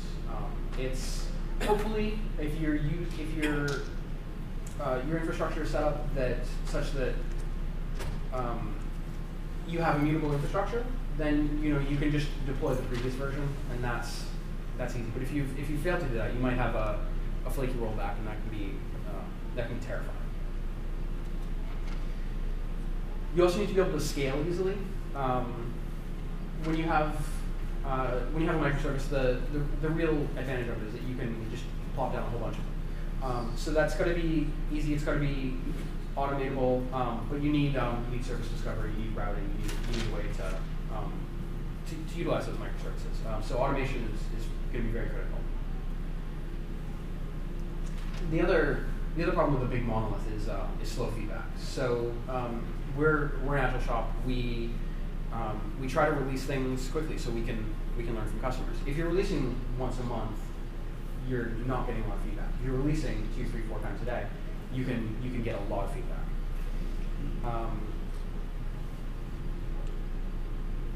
For a monolith, what remains of it, there's a nightly regression suite. It takes a long time to run, and we have to wait 24 hours for feedback. With our microservices, we're getting pretty much instant feedback.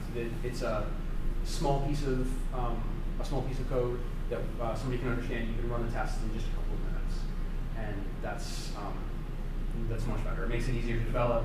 It makes it easier to understand what's going on. So I'm talking about microservices. If you're not ready to use them, the key metric is that developing in your monolith or deploying your monolith gives you a sense of dread or if you're if you're feeling that dread, then it's time to move to microservices. If not, it's okay to wait. So to fix it, we started putting things in Docker containers. It abstracts away all of the details of your application. You run Docker run. It reduces some duplication because you can layer things. There are some other problems. Once you start using Docker, you need to think about where you're going to store them, how do you test them, how do you do service discovery, keep them up, debug them, view logs. So we're using an internal Docker registry. We just push and pull images from it. It requires a little bit of tooling. One of the problems, we're using the standard Docker registry that Docker provides. Run version 1, they just released version 2, we're looking at upgrading to that. One of the biggest problems I found with that is it doesn't do any sort of cleanup. So if you're pushing a whole bunch of Docker images all the time, then your disk space fills up, somebody goes to push, and you run out of disk, then you have a corrupt image. And finding that corrupt image can be challenging. And then you can't deploy it. So we wrote some tooling around removing old tags. So anything that's older than a week, we untag it and we mark it so that there's another job that runs intermittently that will actually delete the old images that aren't part of the tree. So we did a kind of a tree traversal to see what images were stale, and we just removed those.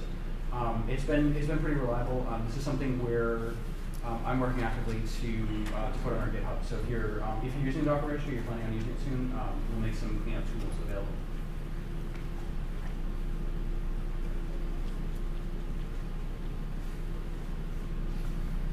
So we're using Marathon for Marathon and Mesos for our platform as a service.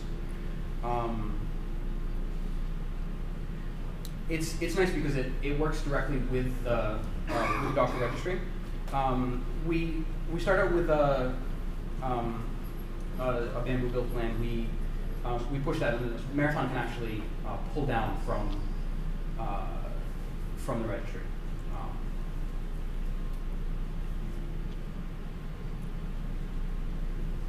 So I mentioned we're using Mesosphere.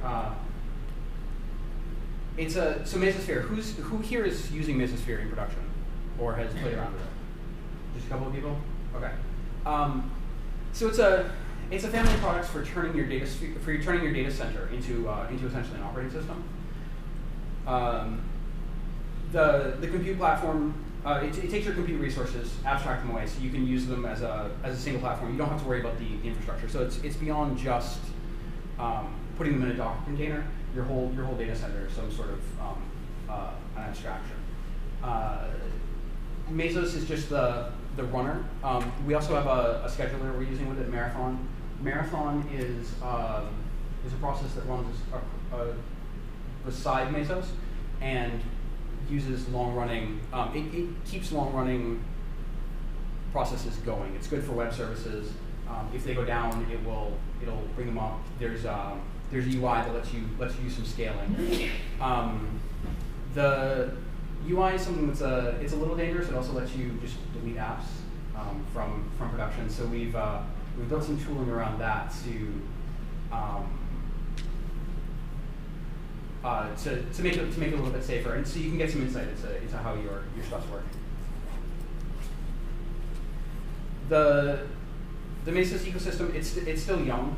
Mesos itself is from 2009, so it's fairly mature. But there's a lot of tooling around it. Marathon, there was a bug recently where if there was a leadership failover, if it had come, it does a sort of a round robin failover. So if you come to a leader that had been a leader recently and it still had a cache, what it would do is it would take down any processes that weren't still in that cache. It's a bug that's been fixed, but it's a risk when you're adopting stuff that's new.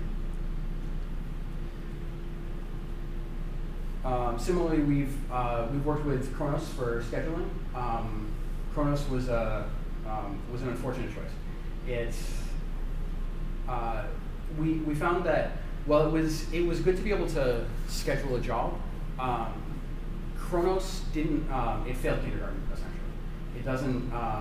It makes some assumptions where it considers itself to be the only scheduler running.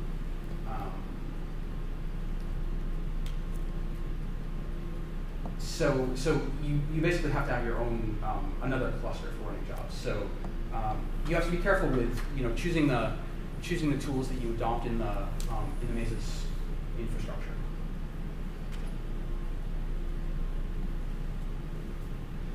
There's also some other technical considerations you have to consider. What happens if you have a failover? Do you have enough nodes to support all of your services failing over and having to be put on other machines? So the way Mesos works, it's a master-slave architecture, and it will distribute according to some whatever resources are available. It will pack your microservices and Docker containers into that onto those slaves. And when it does, when there's a failover, Marathon, this scheduler, will see that the services I expect aren't up anymore. We have to put them up somewhere.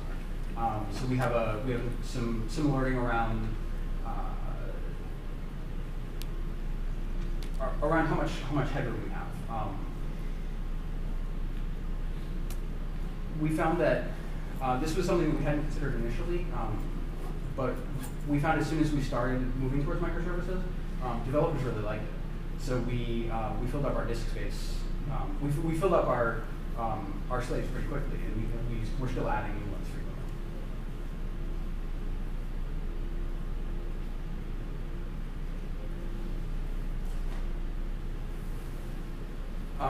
So sometimes people will, you've heard people talking about taking their monolith and just shoving it into a Docker container. That can work, but when the Docker lends itself to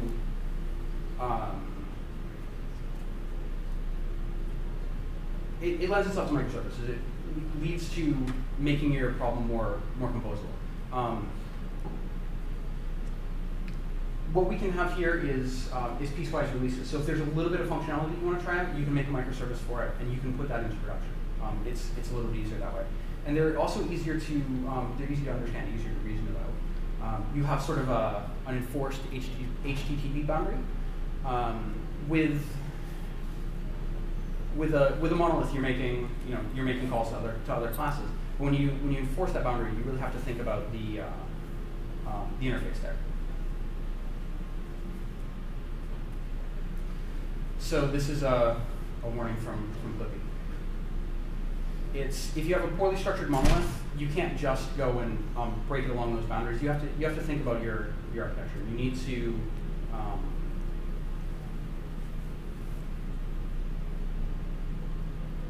make sure that you consider how it's going to work with microservices. And if you have just a big ball of mud, if you just split it along the boundaries that you have there, you're going to end up with another ball of mud.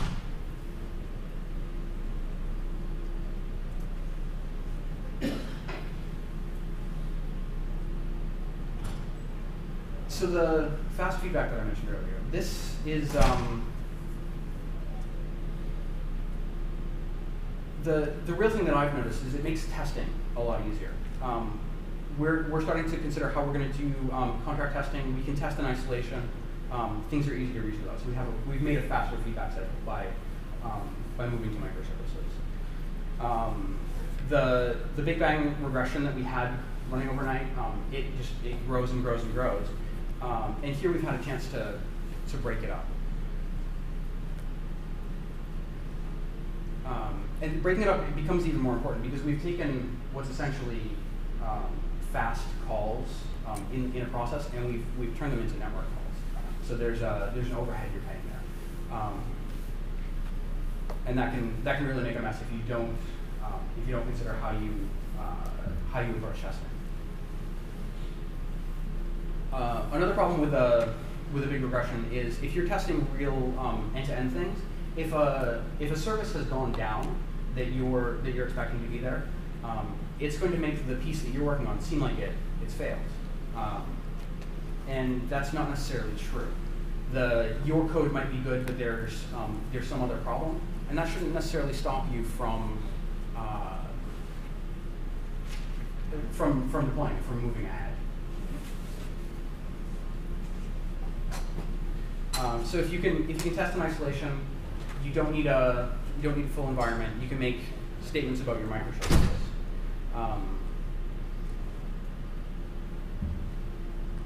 The most important piece I found there, though, is using consumer-driven contracts.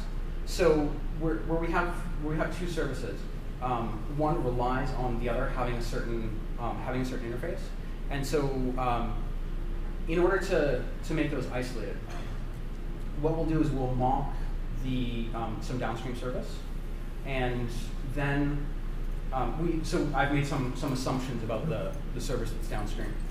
Then I'll go to that other service, and I'll then assert that the things that I've mocked and those statements that I've made, I can then use. I can see that they're actually things that are returned by that service. So I'm sort of doing a pairwise testing in isolation. So I have fast running tests, and they're reliable, and I've made statements on both sides. The problem that we're currently facing with this is there's no way to enforce that.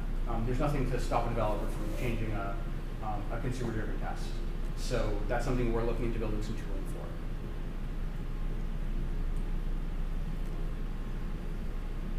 Another advantage that we have is low-risk releases. Now, things that are running in Mesos, they don't have downtime. When we start up a new set of services, there's a health check that Mesos that Marathon performs, and until that health check has passed on those sets of services, the old ones are still in production.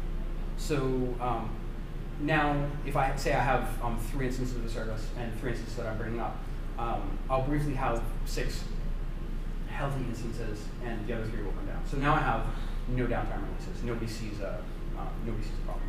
I also have easy rollback because I can just deploy the old version. It's the same process. But the coolest part that we've built is canary testing. Who has heard of canary testing before? Is anybody doing it? So we've this is probably the most innovative piece that we've put together.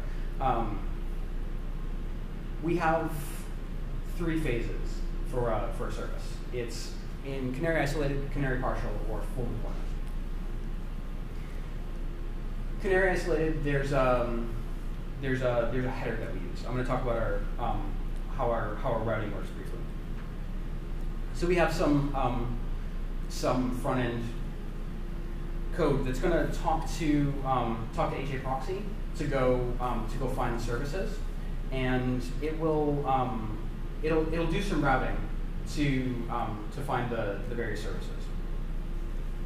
HA proxy, we're using another tool called Keep It Bamboo that listens for marathon events and writes HA proxy configs essentially.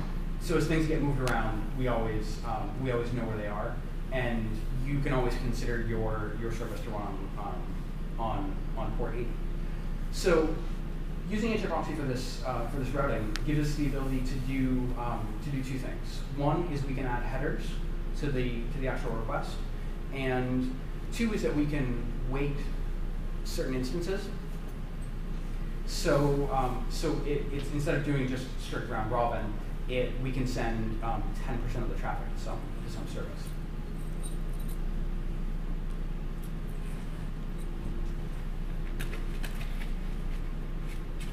So this is kind of what our production environment looks like. We're using Atlassian Bamboo for our continuous integration, New Relic for monitoring, and we have a we have a tool that handles our canary orchestration. We call it Cerebro.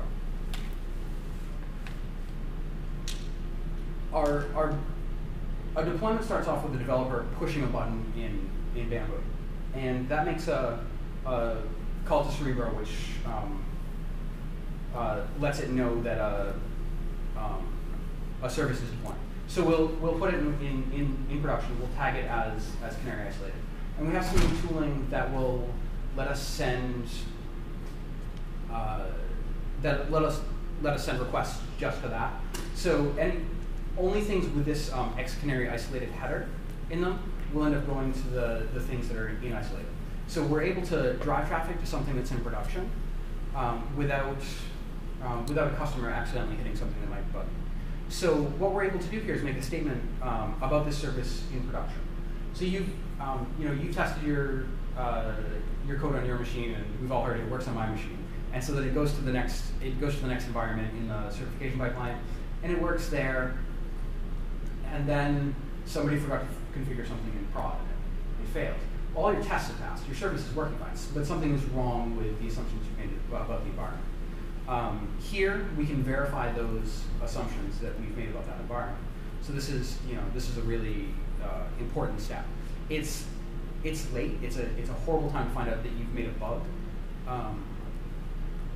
But to really have that confidence that you can put something in production and that it connected to the right database, it connected to the right zookeeper, that takes a lot of pressure off the deployment process.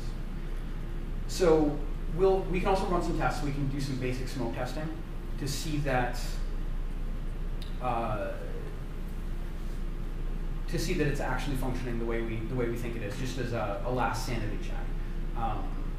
With our monolith release, and a lot of you probably do this too. Once you've done your deployment, you log in, you click around, you make sure stuff works. That's great as long as a customer isn't also clicking around there and finding the same bugs that you are. So I said that we're using New Relic for monitoring. As we're driving this traffic, we can see certain response characteristics of the actual service, and New Relic will give you a red, yellow, green score, and saying that you're meeting your performance metrics, or you're failing, or it's iffy. So we're actually able to make an automated decision with this process. If we're running the test and there's some problem with the database, we're doing an n+1 select with a giant data set, and it goes red, we'll roll back, because it's better to keep that out of production. If it's green, we're able to actually make an automated decision to move forward. So there's no person involved in this stage, unless it's yellow. If it's yellow, there's an alert. Somebody, a developer, finds out about it, and they have to make the choice to move forward. So in the next stage, we promote it to partial. It's the same process. We're able to run some additional smoke tests. We're able to receive some bit of traffic, and we can leave it in there for an arbitrary amount of time. And we can, without impacting the whole system, we can see that it's working. It's functioning as expected, and we have a lot more confidence that that this is something that we want to continue to move forward with. If it's not good, it gets rolled out, and it's not a problem. So we sort of dipped our toes in the pool. We've had a minor impact, but rollbacks are cheap at this point. So it's not a big disaster. The Canary Isolated also provides some additional benefits. We had a service that was having some garbage collection problems, and it worked fine. Worked fine on the developer's machine. Worked fine in dev. It worked fine in QA, and we put it in prod, and it was dying. So we were able to actually using the charts from New Relic, see that we could deploy it in Canary Isolated, and we could test it out and see exactly what was going on here. And so we could see that the new version was having these garbage collection issues, and we could verify that when we deployed the old version, we could see the same the same metric, the same sort of behavior. So we were able to actually reproduce it. And of course, the first step in debugging something is being able to reproduce it. So in addition to being able to safely deploy things and promote them, you also can debug in the environment that you're actually having problems in. And so that's a great feature to have. Of course, there's some weaknesses. If you have to be very careful about backwards incompatible changes. If you release a service that depends on some schema change that the previous version can't use, you've made trouble for yourself. You can't roll back anymore. So you still have to be careful, but a lot of the data did as well.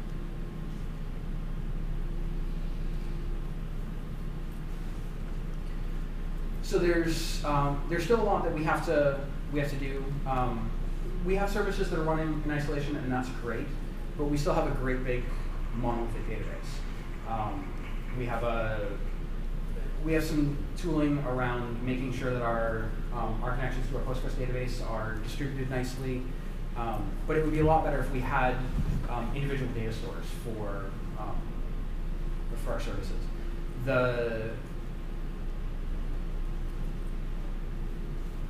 The problem with that right now is that we have very tightly coupled database, very tightly coupled schema, and so before we can put this into Docker containers, use something like Flocker, we have to tease apart what the actual services we're going to use, and that can be very challenging if you have a big ball of one. So in addition to untangling your monolith, you also need to consider how are you going to handle your database. And I had also mentioned contract testing. So we're looking at a tool called Pact. They have a number of languages they support. And what Pact does is it's a library that you can use that does contract testing. So it'll record an interaction with your service against some mock. And rather than relying on your developers to test the downstream services, it can actually replay that interaction against those downstream services. So you can use that as part of your certification pipeline. And so you can take away the human error from that. I don't want to make a wholehearted endorsement of it because it's something that we're just trying out now. I looked at it 6 months ago and it wasn't mature. My recent investigations have shown that it has a lot of potential, so it might be worth looking into. So that was a sort of a high-level overview of how we've moved from a monolith into microservices using a PaaS. And I want to take some time to take some questions from you guys and see if I can address the kinds of challenges that you guys are facing.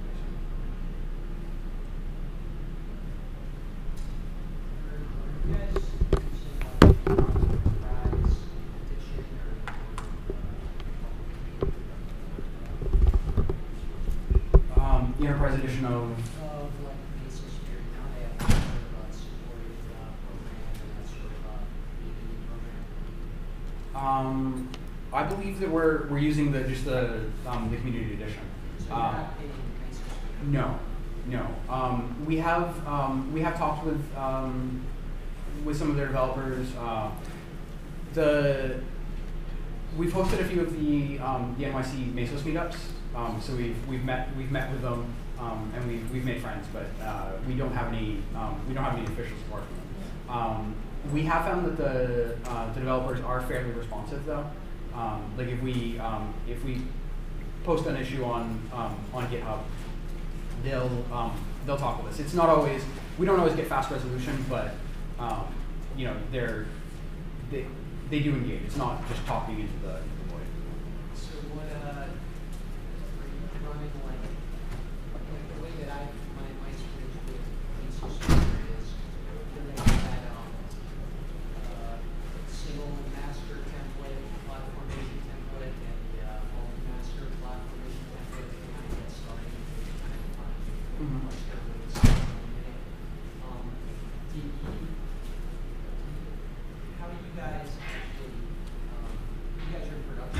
Yeah, yeah. How did you do? I'm assuming you don't. You're like built using their formation templates. How do you guys lay down your clusters?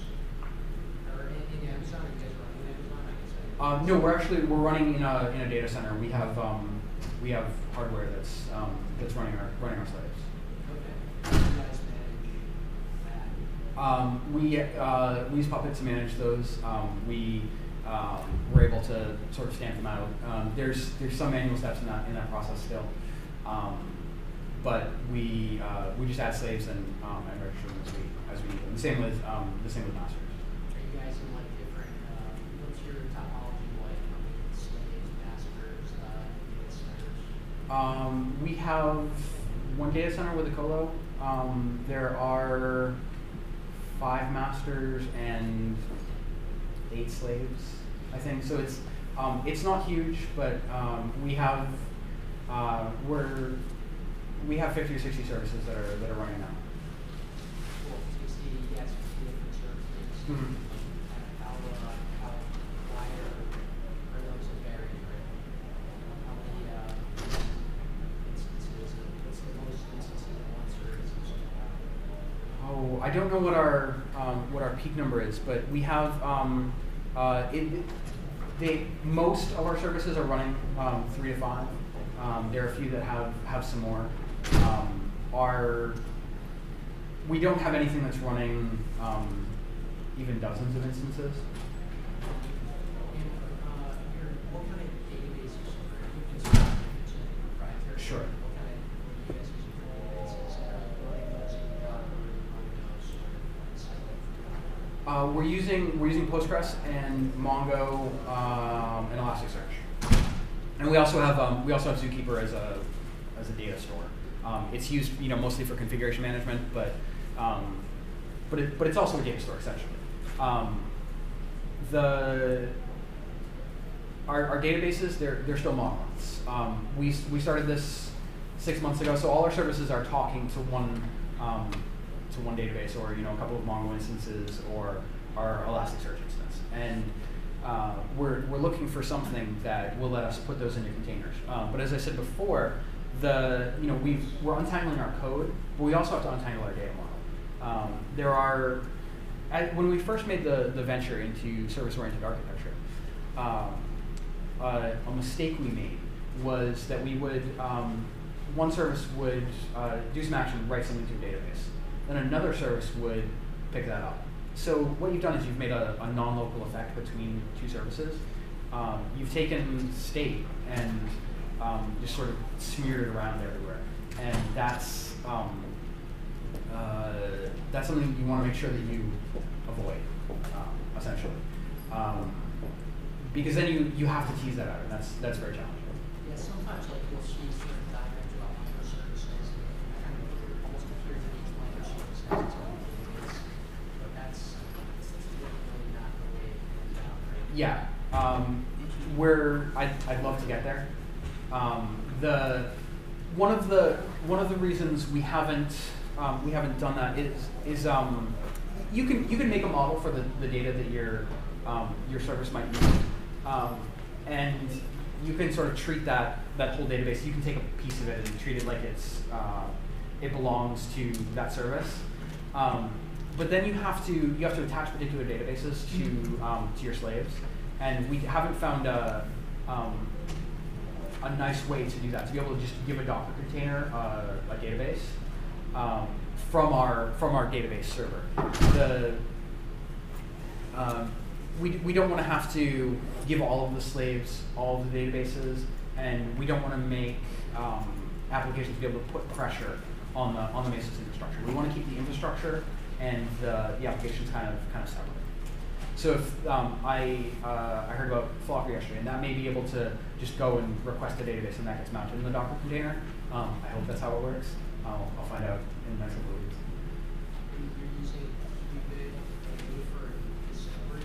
Yes. Qubit Bamboo is it's for writing HA proxy configs. What it does is it listens. So Marathon produces an event stream, and every time something happens from a failover to, unfortunately, just changing a tag. Marathon will publish an event, and Qubit goes, oh, there's an event. I better rewrite the HA proxy configs, and it does that, which is great because you can move things around, and they just have a DNS name. So we have customer service at yoda.com, and that's where that service lives. And HA proxy takes care of all of that routing. So all Qubit does is listen for those events and make sure that the HA proxy config is as it should be right now. No, Mesos DNS, it wasn't mature the day that we looked at it, so we went with Qubit. I don't know that I would recommend that as a choice if you were starting out today, but we got it to work. We invested in it, and it's functional. So I've heard good things about Mesos DNS. I can't say for sure that it does what you'll need, but it's worth looking into if you're starting out building a Mesos pass right now. So in sort of the same vein as this database question, one thing that we struggle with is giving developers their own sort of, I would say containerized, not actual container, but their own essentially private database to be able to write code against without affecting staging or production clearly. So I'm curious, in your experience, given that you guys have sort of like a monolithic DB architecture, what you guys have done on that end for developers? We have a dev database. So we have three environments. We have dev, we have QA. We actually have a number of QA for various purposes, and then we have production. And so the day-to-day stuff the developers are using, they use the dev database. We have a sort of a clean schema that we apply every night. So if you've destroyed the database, it'll be fine tomorrow. We have a process for being able to put those back into for being able to take the changes that you want and make them permanent too. And how do you guys orchestrate that as far as the resetting the schema? It's a Jenkins job that pulls from a clean instance. So we have a Postgres database that has the snapshot, and we do a dump and then a push. How do you do canopy testing when you have a database schema change? Very good. So we're able to do when we actually make the schema change, that's sort of outside of band for releasing Dockerized services. It's a careful manual process. We tested it in dev, we tested it in QA, we try and prod process petitions.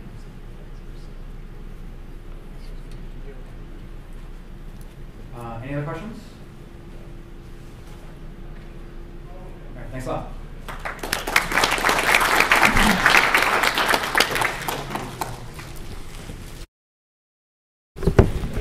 Yes.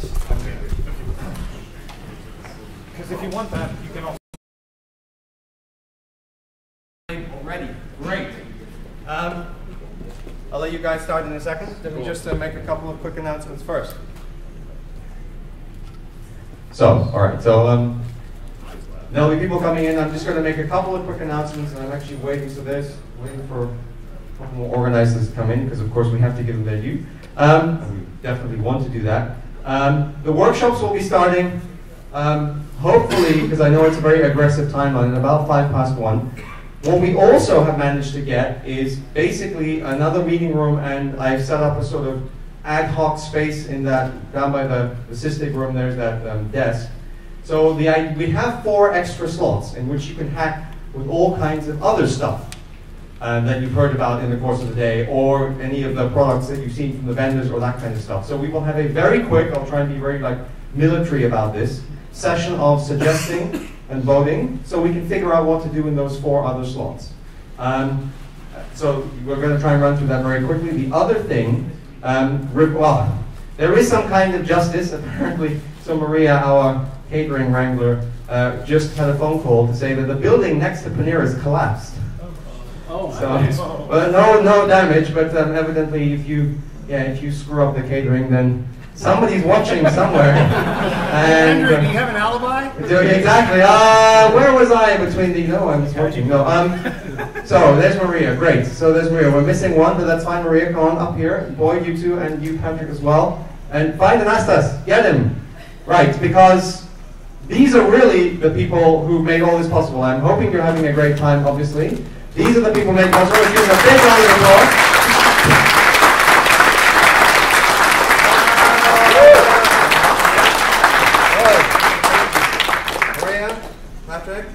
And this guy. There you go. All right, so yes, basically lots and lots of emails being sent out, me annoying the hell out of them at all kinds of the day or night. That's what it takes to make this happen. And if you want us to be, or other people to be motivated enough to do this again, and I really hope some of you enjoyed this to the point that when the email goes out for a potential one next year, somebody will say, yes, I'm crazy enough to want to help organize this as well. The way we get motivated is by people like you saying, thank you very much for putting this together. So either now or afterwards, if you enjoyed it, please tell us. That's what we're here for. All right, now over to Logentries, and they will be saying something about what they do. Thank you very much, of course, as a platinum sponsor for being the ones with the biggest contribution here. Thank you, Andrew. Hi, everybody. I'm going to do my best to make this quick also so we can keep moving. My name is Matt Kieran. I'm the product marketing director at Logentries. This is Mr. Mike Neville O'Neill. He's an engineer at Logentries. Logentries is a log management and analytics tool. It enables you to centralize your logs in one place from any environment, any format. And the idea here is that by doing so, you can then query them, build alerts off of them, create charts and graphs, and better understand what's happening in your system. I'd say that common use cases for a tool like Logentries would be application debugging, infrastructure monitoring, maintaining compliance and security standards. And when it comes to something like container monitoring, we think that logs play a pretty critical role. You may have your entire application running in containers, you may have just a few pieces of it, and the log is a pretty universal source of information. So you can be collecting logs from all of your containers and all of your systems outside of containers, and be correlating them in one place to better understand end-to-end what's happening. We've seen a pretty dramatic increase in people using Logentries over the last year for container monitoring. And when it comes to Docker monitoring in particular, we're having a hard time. There's so much data. One of the things about Logentries is that it's a SaaS-based offering. It's very helpful to be connected to the internet. This is a fair point. When it comes to the way that we monitor containers, we take an approach that's aligned with microservice principles. Instead of requiring you to install something, we offer up a container. You just pull it from Docker Hub. You spin it up with the rest of your containers, and it'll automatically start pulling logs from all the containers on your host. And as you add new containers, it automatically recognizes those and begins pulling logs and stats from those containers as well. You don't have to reconfigure it. 3 different types of logs that you're pulling from your containers. There's the application logs coming directly from the containers themselves. There are the container stats, so like resource utilization. And there's Docker events. Our container utilizes the Docker API to pull information like containers running or containers stopped. So with this information, plus with the logs that you're aggregating from the rest of your system, plus Logentries' other features like Livetail, where you can query everything in real time or create alerts in real time, you get a pretty deep view of what's happening in your system. I'd say that the best part of all this is that Logentries is free to use. You don't need a credit card to get started. You can start right away. And you just go to docker.com for Docker-related stuff. You go to Logentries.com to check out Logentries. I think that covers most of what I wanted to say here today. Unfortunately, we couldn't show you too much of the product. However, Logentries.com can help you do that. I think that's it. Thank you, everybody, for your time. I appreciate it. And I just checked, other people are online, so I'm really sorry. I don't know what happened there. We like to self-sabotage. There we go. I'm sorry. Thanks very much, guys. Thank you very much, Logentries. God, I'm just breaking the AP. That would not be a good way to end. Right, we are going to get started with the workshops in a second. There's another announcement I have to make because it would be unfair to the poor pizza delivery people. There is pizza outside, which is great for a hackathon. That's exactly what fuels all these hackathons. So feel free to grab a slice before you get started. All right, suggestions. I would expect at this point that probably most of the people who have tables outside may want to suggest usage of their product. I don't know. But before we do that, actually, sorry, John, good point. I'm just seeing you there. We have some things to give away. So before we get to the voting, I know, where's Dave? Can I see Dave? Was he outside? Dave was here a second ago. Oh, thank you very much, Anastas. So he was going to give away something, and this gentleman over here, John, was going to give away something else very cool, and I will hand the mic over to you right away. Cool. Yeah, my name's John Reeve. I'm here with Boyd Hemphill here, and we're from Stack Engine. If you haven't swung around by the booth, please do so. We're a Docker management system, really to help you get Docker into production. So composing your applications, deploying them, orchestrating them in production. So do check it out. You can download it from our website. We also have a Docker community that we're getting going. We've got quite a few folks signed up and getting some good conversations there. Free download, free to use.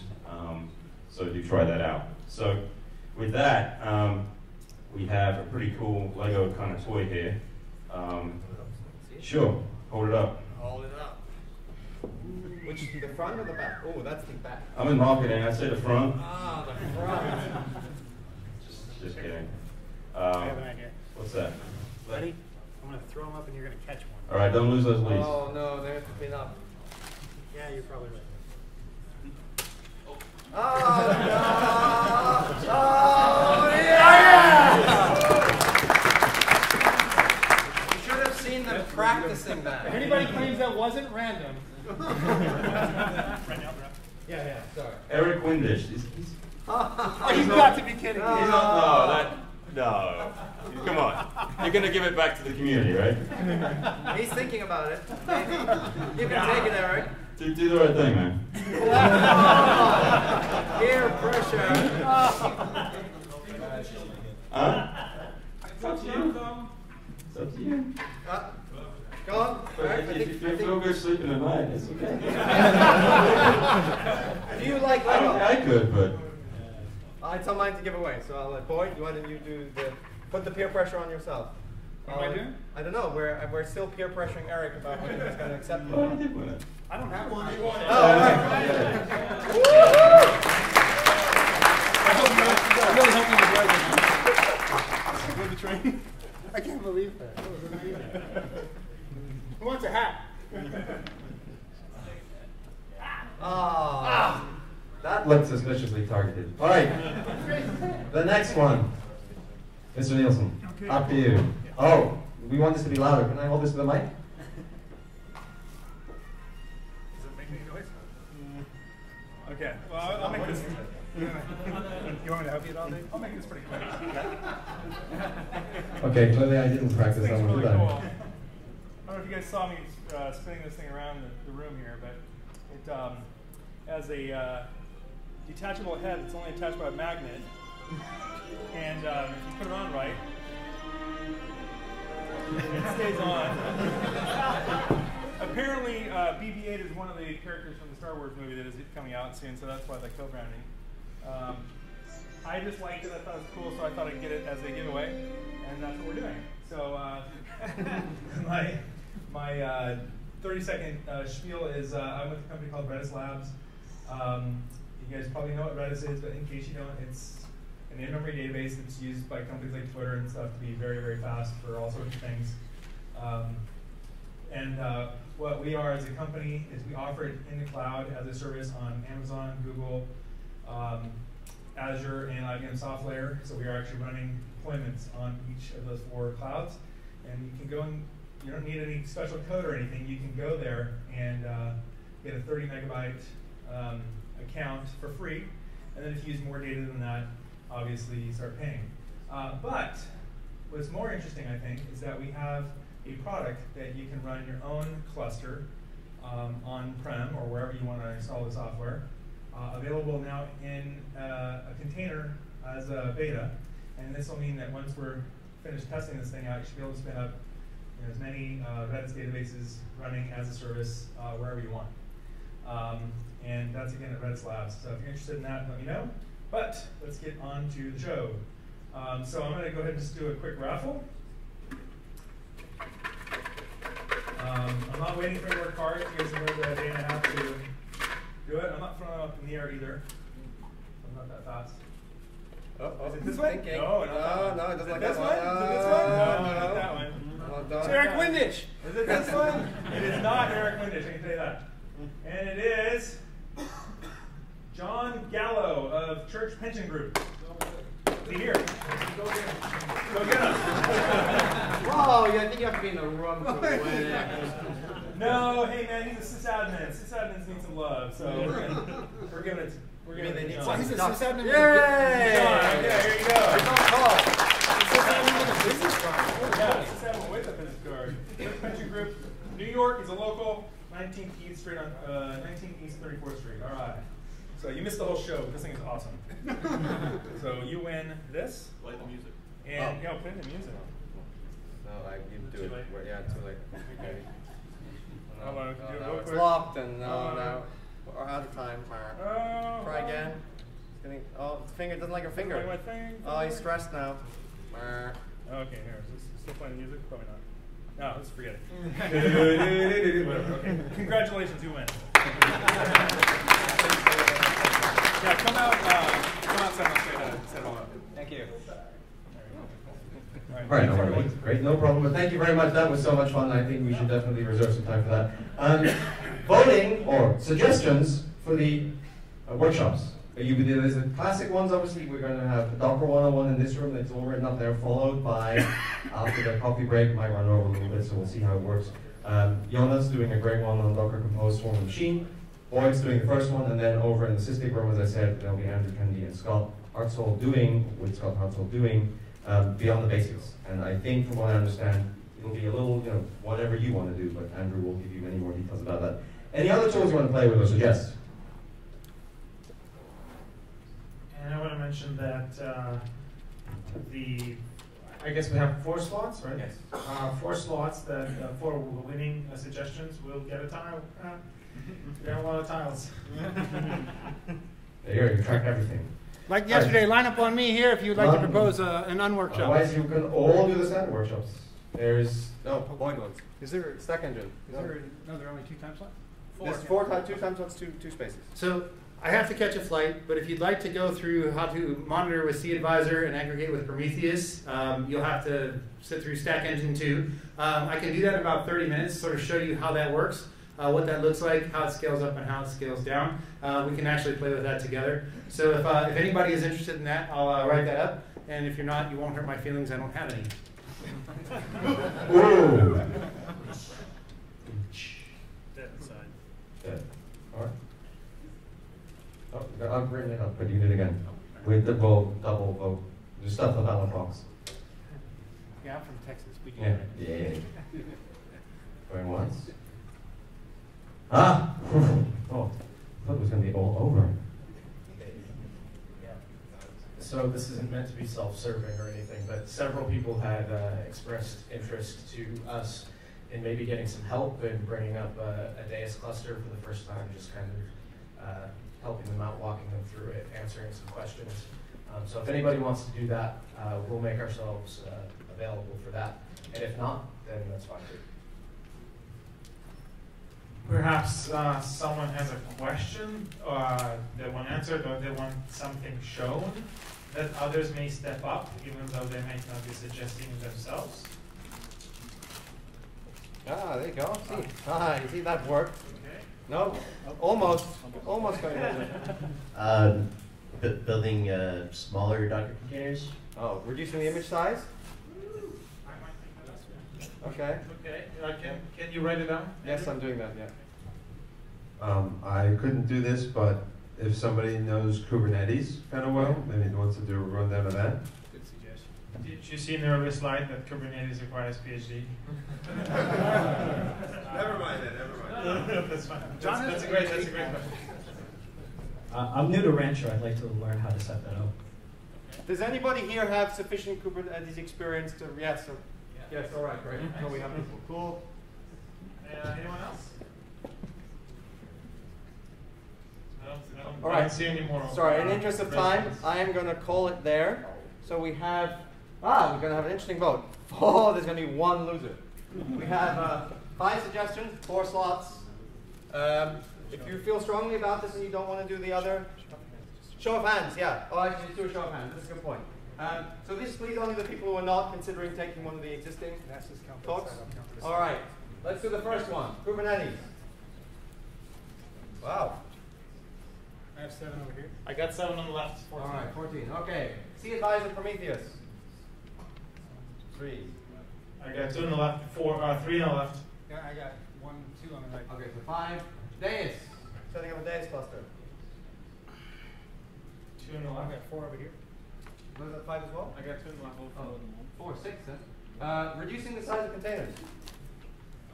Oh, wow. 3, 4, 5, 6. Okay, 7 on the left.